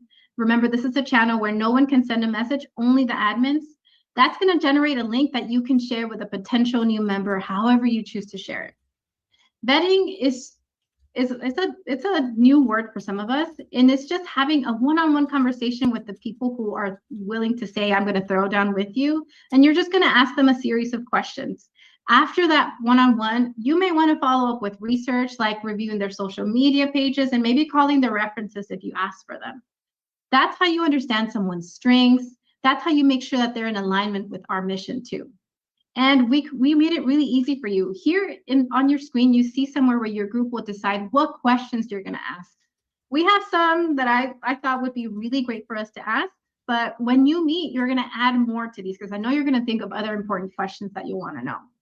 And with that, we are closing the workbook for tonight. It's my favorite part because now we get to talk to my friends. So before I do that though, on a scale of 1 to 5, with how ready do you feel to go build this with your group this week? 5 means you're totally ready to go. You're saying here, say I'm ready to go. And 1 means I don't know where to start. I have no idea. Okay, I see some 3s. That's real. 4s. Okay. I see a mix of people. I wish that we could group the people that feel like 1 with the people that feel like 5 so we could learn from each other. Thank you for sharing how you're feeling. Now, our next speaker is Cindy, a leader from rural Western Wisconsin. When ICE detained 14 people in her area, I'm sorry, I lost my notes. Last December, she and her team built a Signal-based rapid response network, starting with just 2 channels in 2 towns. That network has since grown to cover multiple counties across Chippewa Valley, and Cindy has gone on to help other groups set up their own systems in so many other states: Maine, Iowa, North Dakota, Arizona, Florida. Cindy is amazing. Cindy, welcome to the call. Thanks, Hircia. Amazing's too far, but thanks. Well, tell me, walk me through how this started. What was happening in your community that made you realize you need to build this yourself? Well, last fall, our group, Chippewa Valley Indivisible, we decided to follow Indivisible's suggestion and get Know Your Rights training and be part of the We Stand with Immigrant Families. So our group took that on really hard. We reached out to Monarca because they are in the Twin Cities metro area, which is about an hour away, hour and a half away from us, and asked them to facilitate our constitutional observer training, which they did in October. And so we set up our local rapid response system, and we hoped we'd never have to use it. It's like we were like, okay, we'll get this in place, but they're never coming over here. But then, as you know, most everyone, that Operation Metro Surge kicked in the Twin Cities on December 4th. And on December 22nd, we got word that 14 people were taken from the Baldwin River Falls area, which was just horrifying to us. All these families were fractured. And so we, in our group, decided to reach out and see if we could help them, see if there's something we could do, since we'd been through the training and we had it. And it took dozens of calls to find the local people who were supporting the impacted families in that area. And one thing I want to say, like, you need to understand, some of these areas are like towns like with 3,000 people. I mean, we're not talking, they're not big areas where these big cars come in. And so that's, yes, right before the holidays. And they actually told us they were going to, I see that comment in the chat, and they told us that they were going to go out for midnight mass. So we had to patrol for midnight mass, but that's another story. Anyway, so it took a lot of calls. And when we found them, what we found out is there was no rapid response or mutual aid in place anywhere. Okay. And so we asked if, they wanted some help, and they said, yeah, would you help us? And so since the need was urgent and widespread and growing, we set up a Zoom call to get everybody on it, even though we knew it wasn't secure. We knew that, but we needed to get everybody to come in, because that's the other thing up in this area. Like a lot of people who first come in, they don't use Signal. They don't, they come into us through meetings and paper. And so and they're older, and it takes longer to get them set up. So we had a call, and we did a down and dirty field patrol and constitutional observer training with a Monarcha trainer. And then we immediately moved everyone to Signal. So, and from that point on, everything was on Signal. But like you said, we initially set it up the way we learned, which was 2 channels: rapid response for patrols and constitutional observers, and support for mutual aid. Okay. Wonderful. Thank you for walking us through that. So that's what the infrastructure looked like when you first set it up. How has it evolved? What does it look like today? Well, we were building the plane while flying, and we were not flying well. But we learned almost instantly that 2 siloed signal channels didn't work very well, especially in rural areas. And at that time, ICE was doing what we call grab and goes, which they would lurk or park in parking lots and then wait until a carload of folks came in and then just grab them and leave. And so what happened is we started to notice in different towns things were going on. So we created an area leaders chat, Signal chat, so we could share what was happening between cities and let people know what was happening, what was working, what wasn't. And then the second thing we needed after that was a relay chat. I know this doesn't look like the book, but we were just making it up as we're going. So yeah, we made it. Is that okay? Yeah. So yeah, we made a relay chat to pass things between the cities. So like if we were in Chippewa and we saw ICE heading toward Menominee, we'd let them know. And then Menominee would pass it to Baldwin, and they would pass it to Hammond. So we were tracking as they were and trying to have people be alert, be ready, put out warnings. So we had the relay chat, and that had only movement. So to try, I think someone said, how do you keep the chatter down? You yell at them a lot. I mean, there are admin only channels that only admins can post on, but like with this, if someone saw something, we needed to be able to move it. So we couldn't shut it down and shut people out. We just had to encourage people to understand this was for movement. And then the inevitable thing happened, of course. ICE came to our city on January 9th, and it had only been a few weeks. We'd set up like 6 cities by now all over the area. But now they were coming to us. And even though it been a couple of weeks, it felt like months. I mean, months that we had been doing this. And so by then we had learned from our neighbors, and we had expanded and refined our structure that looks a lot more like what's in the book. So you want me to tell you what those are? Yeah, tell us about what your signal structure has evolved to. I don't know. So we ended up with 5 main channels for the main group. The first one was a live call which was for patrols, moving around, actions that were going on. And the thing with Signal that I love that some people may not realize is that you could be in there chatting, but like when we would have an action and ICE would appear, anybody who was in a patrol car would go on, our dispatcher would move them around so that we, because ICE will try to evade and lose you. So then you would pass them to someone else and you could keep it moving and see where they were going. So we had a live call for patrolling. We had an alert, like you mentioned, an alert for ICE actions to call in extra observers. We had a neighbors group that was for mutual aid. And one of the things we learned from Twin Cities Metro is that rapid responders, ICE was documenting those cars and then following them to impacted families if they were doing mutual aid another day. So we immediately put in a really hard division between them. You could be mutual aid or you could be response, but you couldn't be both. And then we had a discussion group, which we fondly called Feral Cats on Crack, because we just let them put whatever it was lightly moderated, but it was mostly for processing and sharing, and just people have to talk about all of what they're going through. And then lastly was resources, but I can't remember what you called it, but it was just patrol maps and school schedules and all that kind of stuff. And so there are a lot of other small side chats, but the most important thing for us is, like the full group threads, everything is heavily vetted and they have to follow strict Signal security. Wow. I hope that people in the audience are writing this down. All right. So what safety practices have you learned from using Signal in rapid response organizing? You just named one, which is keeping the two different channels separate. Tell us more. Sure. Well, there was a serious infiltration in Twin Cities Metro when we were first getting started up. We were part of a group, and a hostile group got in and recorded a bunch of stuff. So we learned a big lesson before we even had come back home. So after that, our groups were always heavily vetted. We were, before that, where they were vetted, now we were intense.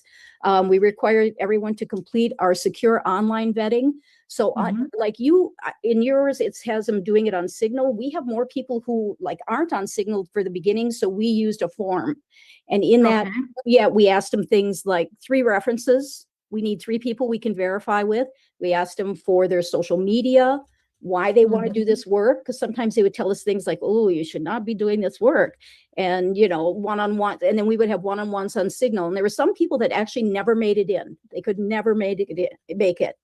And like our comms, I'm not going to repeat all the Signal stuff because it's the same thing. You have username, hidden numbers, all of that.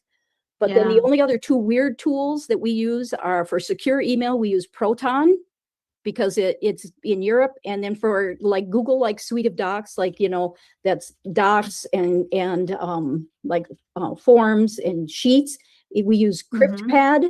CryptPad, also both Proton and CryptPad are free, which is my favorite price. And they're both based in Europe, but they're both secure.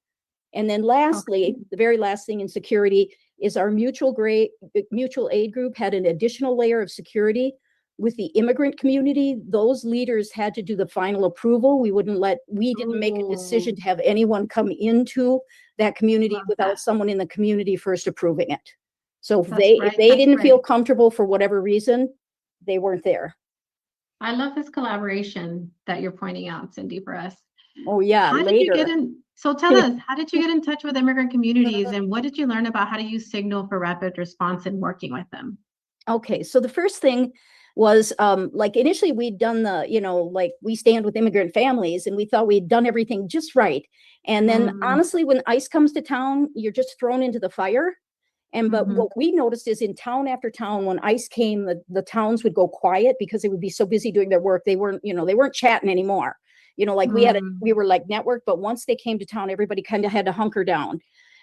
So we were patrolling and tracking where ICE vehicles were going overnight and all that stuff. And we just kind of figured if we watched ICE and responded to the crisis, everybody'd be happy.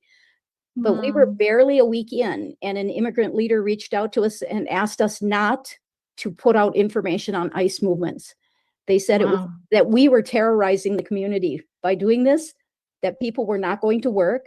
Kids didn't want to go to school because they were afraid their parents wouldn't come home. Teachers had kids asking them if they would take care of them if they went home and their parents weren't there. And so what was happening as we were putting the information out, it was making the community really nervous. And there was another immigrant community with another group who said that just hearing that we were patrolling was heightening the anxiety for the seniors. They couldn't stand it. So we got Yeah. together and we talked with them, and we shared what we were trying to do, and then they shared what they needed, and at their request, we made some changes. So the first thing we did, and I'm not saying this works for everybody, but this is our area. As a result, we built a dedicated signal channel just for the immigrant leaders. We would send warnings, ICE warnings into that channel, and then they would send their groups. They had a work group on their side, and they would disseminate who needed to get it, what they needed to know, and all that kind of stuff. We still patrolled and assembled data and monitored movements and all that and shared it, but they disseminated it, not us. Oh, wow. I know. You're modeling exactly how we're committed to showing up as partners, which is following the lead of immigrant leaders in our community. I love this so much, Cindy. Well, the trust between us grew, and pretty soon they were giving us intel. I mean, they were like feeding us what they were seeing, what they were knowing, who was following them, and which was really awesome. And then we really did not put any information out in the general public, much to their irritation. And to this day, I think much of our community does not know the work that we have done and that we continue to do to keep everyone safe. Because we just, it's like we say to people, if you want to know what's going on, join us and you'll know. Join us, that's right. Come help and you'll know everything. All right, what advice would you give to someone starting out right now? Start early. Don't wait for ICE to get to your town. I mean, we were lucky because we had done the training ahead, even though we were bumpy and rudimentary, we did it. Download the Immigrant Justice PDF and go through it nice and slow with some friends over coffee, and work on it together. Make it a pleasant thing and kind of sort out what you're going to do.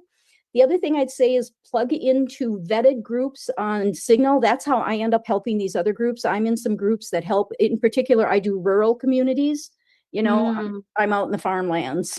That's it. I'm out in the remote areas. But so reach out, and there are vetted groups that will help you set up. Like we get all kinds of questions, like how do I recruit people? How do I vet people? Is the most common one. Yeah. Well, how have you been changed by this work? How did it change your vision of yourself as an organizer? We had a crew of young men taken from a work site. And our rapid response team, they responded brilliantly. I was so proud of them. And the alert teams, we put out an alert, and they came out in force, like 15 cars, with pairs of people in. And we were there for hours, and it didn't end up the way we wanted. All 4 young men were arrested, and 3 were later released, but 1 was not. And so it was a really crushing thing for us because we felt like we had failed them. And so we held a big, huge community protest calling on local law enforcement to protect all members of the community, not just the white ones. And then we elevated the voices of the immigrant community. We had their leaders speak, and the brother of the man who was taken spoke, and we stood in support. And what I would say is that event shattered things for a lot of us. Between the debriefings and stuff, we came back, but people need to know rapid response work is hard, emotional work. You know what I mean? You watch the stories of Liam and you're sad. It's even worse when it's in your town and it's people down the road. There's something harder. And so I guess I'd say that, we came in thinking we knew what to do, but we had to be guided and learn to follow instead of lead. And we had to, for the community, we had to let the community we wanted to protect tell us how they wanted that. And I'd say we were all transformed on all sides about it. And I'd say I'm just not the same organizer I was a year ago. Well, we have all been transformed from hearing your story. Thank you so much for your time, Cindy. Thank you for having me on. Again, tell everybody this was really early. I mean, this was way back, you guys are much better at this now. Thanks. We're all so much better because we're learning from you. Thank you so much. Thank you, Hirsi. All right. So our next speaker is Kelly, Chair of Indivisible 507 in Rochester, Minnesota, a blue community within a red congressional district. Kelly joined us on call 3, and now she's back by popular demand. Kelly, welcome to the call. Thank you so much, Hirsi. It's great to be here. Thanks for having me back. Yeah, so your group has really leaned into using Signal. Tell us, how did your team get started? Our leadership team started with just a group text. We didn't have a huge technology plan. We just needed to solve a problem. But text was cumbersome when we tried to grow the group. So we tried email, we tried Basecamp. Those gave us some structure, but it wasn't fast enough. We needed to communicate in real time. We realized we needed something different. We needed a communication system that was fast, organized, capable of handling sensitive information, and could grow with us. You know, this was, like Cindy said too, we started early. This was 2025, that winter, a whole year before Operation Metro Surge. So we didn't set out to build a sophisticated communication system. We were just getting frustrated because the tools we were using weren't working. So Signal really became our hero. It gave us the ability to communicate quickly while also creating separate spaces for different kinds of work. Then it just began to sprout organically. So, you know, don't lose heart. We did not sit down and design a giant Signal infrastructure. We started with a few groups and created additional groups as new needs emerged. So what started out as frustration became infrastructure. And our first challenge was managing that growth. As more people wanted to participate, we realized we needed a way to welcome people, explain how the system worked, and then help them find the right place to plug in. Wow. If I'm in the audience and I'm trying to write down what Kelly just said, I would write down frustration became infrastructure. That's right. So you developed a strong infrastructure. What rules do you have to keep it strong? You know, we learned pretty quickly we did need rules. There was lots of chatter. It became really difficult to keep the channels useful. So we separated purposes. For example, political discussions, you know, links, that was taking over one of our channels. So we created a separate political group rather than allowing that conversation to overwhelm our main communication channel.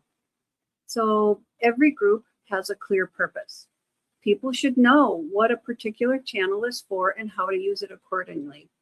Our groups are identifiable. We start our Signal group names with a recognizable name, so people know which groups are associated with us versus, you know, like Cindy said, up in the cities, there were groups there that we liaisoned with. We keep communication focused. We don't use our organizing channel for jokes, memes, unrelated chatter. They can do that on another channel. Every Signal channel has a leader who serves as an admin. That gives each group someone responsible for keeping the conversations on track, making sure the channel is functioning the way it should. And then for sensitive information, we control who can post. Some channels are announcement only or have comments turned off. That's especially important for things like the alerts channel, where we don't want critical information buried in a conversation. We verify all information we can. For example, with ICE alerts, we make an effort to verify information before we put it out broadly to the community. Wow, thank you so much. So tell me more about that. What has vetting looked like for you?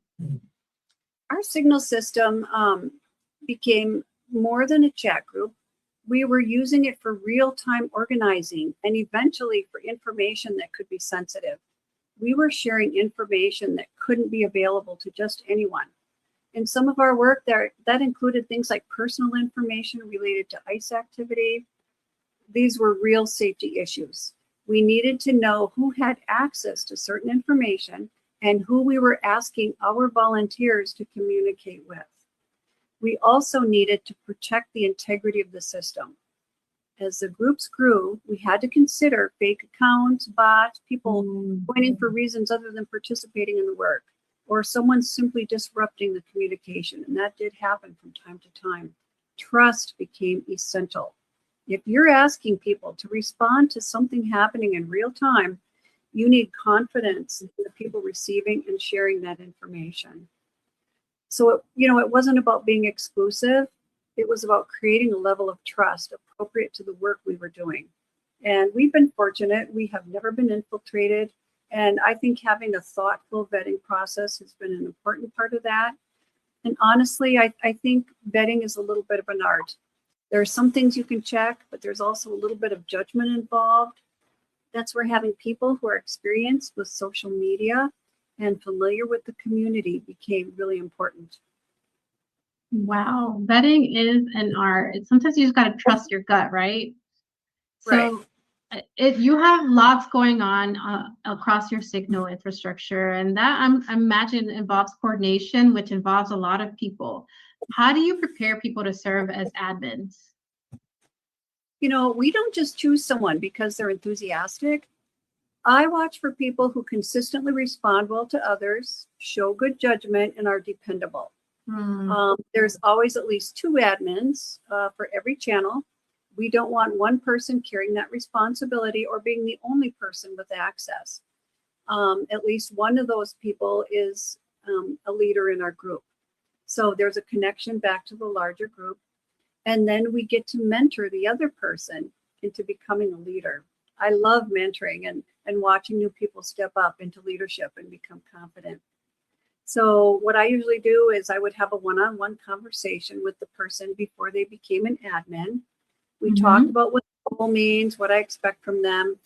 Some people would jokingly call it "Get Ready with Kelly." I would meet with people by video throughout my day, and I'll walk them through the responsibilities. Sometimes I had curlers in my hair. It could be traumatizing. That's why I had to cut it. So yeah, it's a lot about judgment, not technology.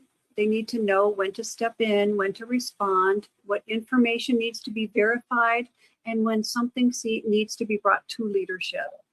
And then I just really value that personal connection. When you're talking with someone one-on-one, you can get a much better sense of who they are. You can hear someone's heart. Yeah, for those of us in the back who did not hear that, Kelly reminded us that it's about judgment, not technology. You don't have to be tech savvy. You just have to have good judgment and be able to hear someone's honest heart. Dropping the gems. So I am so excited. Let's zoom out a bit. So what types of Signal groups do you have? Similar to what Cindy described, our main group was called Support and Questions. That was our soft landing. That's where everyone starts. Once someone's been vetted and invited into Signal, they're in a main member group, and then 3 other groups at first: support, events, and at-home actions. So our main support group served several purposes. It gave people a place to ask questions. We posted our rules there. We explained the different groups and ways people can participate. We list the roles and who's leading in each area.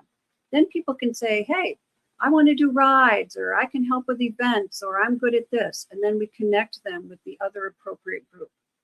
And those groups, as I said, were at-home actions, events. And then we had our ICE Watch. We had a dispatch group, a dispatch leaders group. And our dispatch was always via a Signal call. And then we had our ICE alerts group, our grocery brigade, rides, legal, technical support, lots more. So a question that came up was, what if I'm not an admin and I see ICE? Because we didn't let anyone except our admins post in that group. So that's why having an ICE Watch group was so important. People had a way to report information, and then it was checked before sending it out as an alert, because as Cindy said, you don't want to alert the community unless you have to. Yeah. And then our dispatchers could direct people to an ICE raid while also keeping them at other areas, and that kept our other vulnerable areas watched and safe. And you know, Hercia, the interesting thing was that we didn't design all these groups from the beginning. They grew out of a need. We were in the community. Signal gave us the ability to create a structure around each of those needs without putting everything into one group chat. So we really had 2 kinds of groups: a place where people can soft land and figure out where they fit, and then specialized groups where the actual work happens. And getting them involved in our work created an on-ramp to our organization. Wow. So it seems like your group sort of came out of necessity, and that involves a lot of decision making. How did you make decisions about your Signal infrastructure? So our infrastructure always followed the work. We don't create groups just because we can. A new channel usually comes about because we're seeing a need in the community or a problem that needs a better way to coordinate. Someone brings the idea to leadership. We talk about it quickly. If it makes sense, we go with it. We don't spend weeks developing complicated structure. We try something, see how it works, and we adjust as we learn. Our signal infrastructure isn't something we designed once and then locked in. We continue to build on it based on what we're working on. And, you know, we are not, and we're not tech savvy. We started out just a couple grandmas with very limited technology skills. And we just decided we were not going to let them take our neighbors on our watch. So, you know what? I think the takeaway here is if we can do it, if I can do it, anyone can. Wow, amazing, Kelly. Y'all give it up for Kelly. Thank you, Kelly, for your time and your wisdom and sharing it with us. Now, we're a little bit behind schedule, so I'm going to go fast here because I want to give you all of the information. I'm going to remind us the things that we can do tonight. You can apply for the reimbursement program, register for office hours that are happening next week. The other thing you're going to do is you're going to plan your end of series gathering. You're going to text 3 of your friends tonight, and you're going to apply to cover the expenses for that. The third thing is you're going to host a digital security party. Yep, we want you partying. You're going to text 3 friends, or you're going to put it on your group's next meeting, and you can also do that as part of your end of series gathering. Now, earlier tonight, we talked about the reimbursement program, and I want to come back to that. I want to remind you of the purpose and give you examples of strong projects. So the purpose is we want to increase your capacity to mount a safe, immigrant-aligned rapid response when ICE comes to your community by helping put an action in place that prepares you for that. The $1,650 figure is broken up into 2 different buckets. One bucket is $150 for a small informal gathering. You'll invite 2 or 3 of your neighbors and you're going to gather. The second bucket is $1,500 that go towards the rapid response preparedness action that you're going to come up with. So that's a total of $1,650. And I want to name the vision behind the $150 gathering reimbursement specifically. We want the gathering to be abundant, a comfortable space, good food, and the materials you need to actually do the work. Money should never be the reason your group can't come together to reflect and plan. As we head into the midterms and as this administration keeps on scaling up what it's doing, we need spaces that both hold the strategy and the joy of this work. That is what the $150 is meant to do. And I'll tell you the second bucket is for the great idea that you're going to come up with when you meet. And I'm going to give you an example of what that project can look like in practice. Say your group already partners with a local immigrant justice organization on supply drops or accompaniment outside of a detention center. Funds can be used to train more volunteers into that work. It could be used to rent a space to cover food. What you're doing here in this example is beyond simply buying more supplies or paying for gas. It's scaling your capacity to respond in an ICE search by training more people to do that work. Another example, say your group has learned a lot through your organizing and you're not so connected to your indivisible groups. Funds can be used to convene groups around you to cover travel, lodging, and a space to meet. What makes this example a powerful example and a powerful use of funds is that you're solidifying the relationships that you're going to need to continue this work long term. Now, I'm going to talk about what's next. As we head into the midterms, I know that we're 1 minute close to 8, but I'm going to go quickly. As we head into midterms, we know that immigration and elections are so tied. Immigration enforcement has been the cover this administration uses to dismantle parts of our democracy that we depend on. The tools that they're testing on immigrant communities impact us all. And I want us to keep that in mind.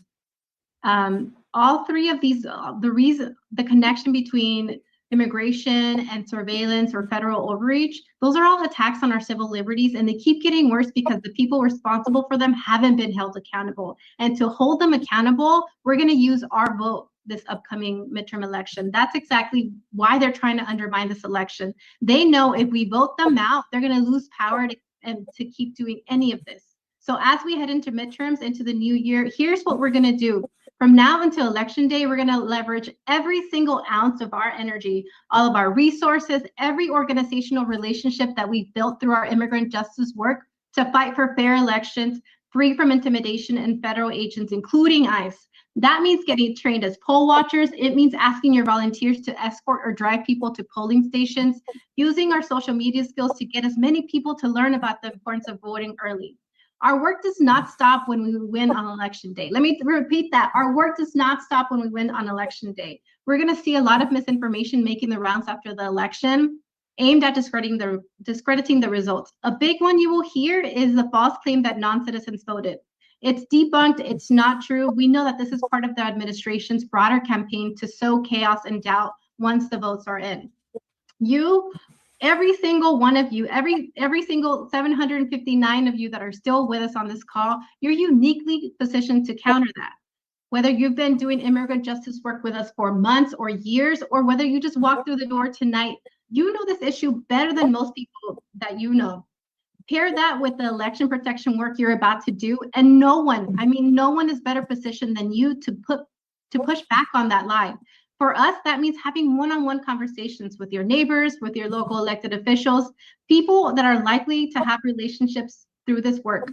All of this in service of one thing, making sure voters' choices are respected and the new Congress is seated in January. Now, thank you so much for being here tonight. We know the story of Liam because there were people watching. We know that there were people that were constitutional observers filming what was happening. Think about the 6,200 other children in detention right now, tonight, whose cases weren't recorded, whose names aren't in the headlines, whose mothers and fathers can't locate them because they've been lost in a cruel system. For that to change, we need people all over this nation keeping their eyes on ICE. We need people to form rapid response networks that hold DHS accountable. And I know that you know that, and I'm so thankful that you're here. Please keep an eye on your follow-up email. We're going to reach out with more resources and follow us on dismantling detention at our Indivisible website. Have a good night.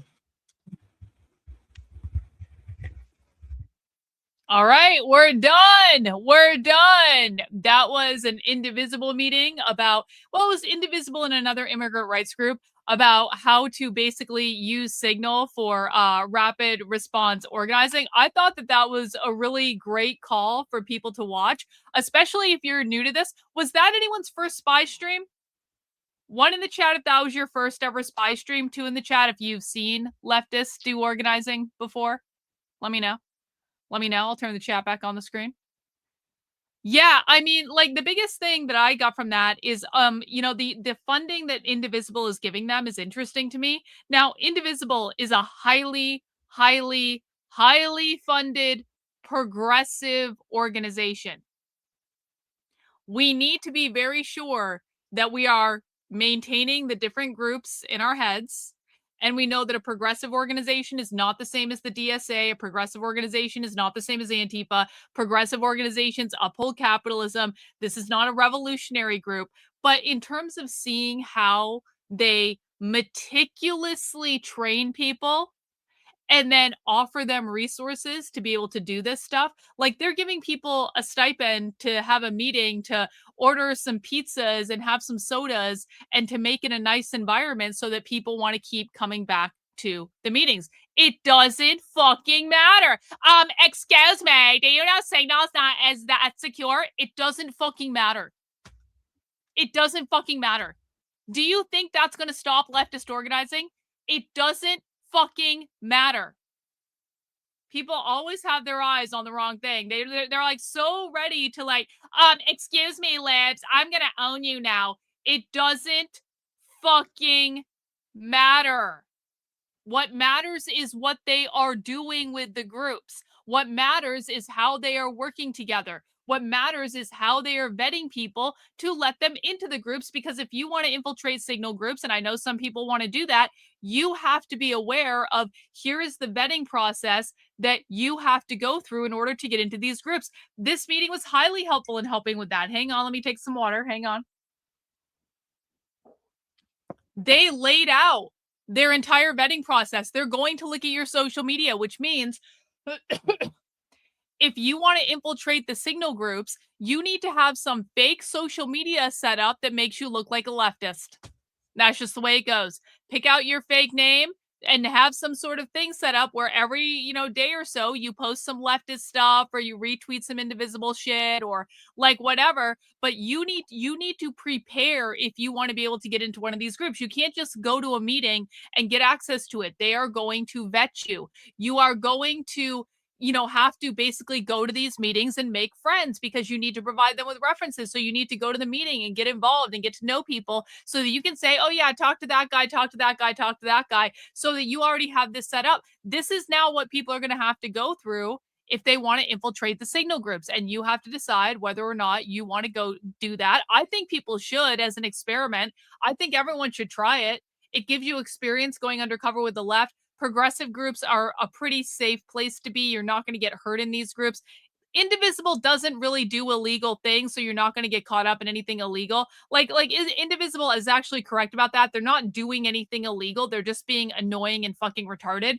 And highly organized and meticulously organized. And they have every single part of it thought out. And yes, they're doing it in red areas too. You saw 2 different groups. Those are both from red areas, guys. That was from a red area in Minnesota and a red area in Wisconsin, where they're doing exactly the same thing. And you've got these old lady Democrats that are beating the Trump administration because they are meticulous about how they're training people. They're becoming meticulous about their vetting. They're becoming meticulous about how they have this stuff set up. They're learning from each other. They're getting better at it than they were before. And so I think the progressive groups represent a really good opportunity for people to go undercover, to get used to being in these spaces. And it is a wealth of information. So if that's something you're interested in learning how to do, I think it's a really great environment to do it. Honestly, you're going to be safe.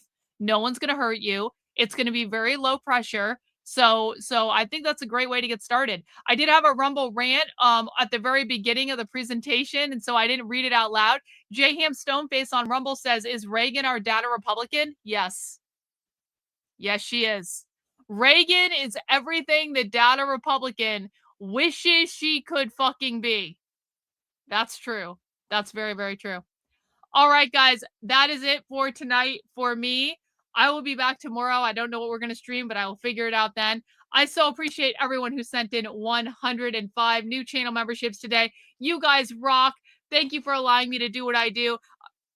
I want to appreciate everyone who sent in super chats. You guys are amazing. I have the best community on the internet. You will never, ever, ever convince me otherwise. And that new friend that you guys made is doing a show about my work in like an hour. So if you guys want to go make friends with that guy, go talk to that Eric guy, because and you can find it on my Twitter. He's doing a show about the mapping the modern left framework in about an hour. So you guys can go and play around with him. I am taking the rest of the night off. I am exhausted. I am getting some sleep. I'm an old lady. I can't handle this fucking shit, but I appreciate all of you so much. Thank you. I will be back tomorrow and we'll do more then.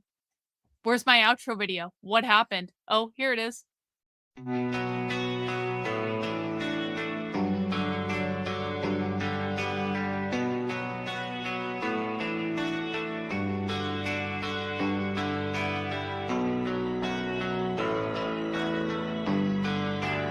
How are you feeling? How long have you been here? 3 months, May 17th. And what brought you? That's difficult to answer.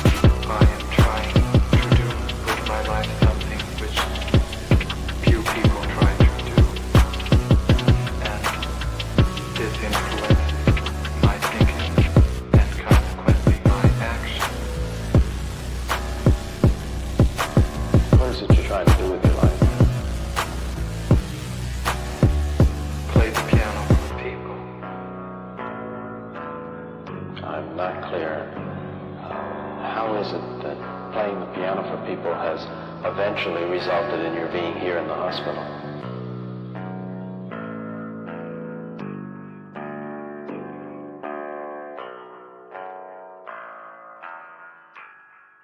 That's difficult to answer.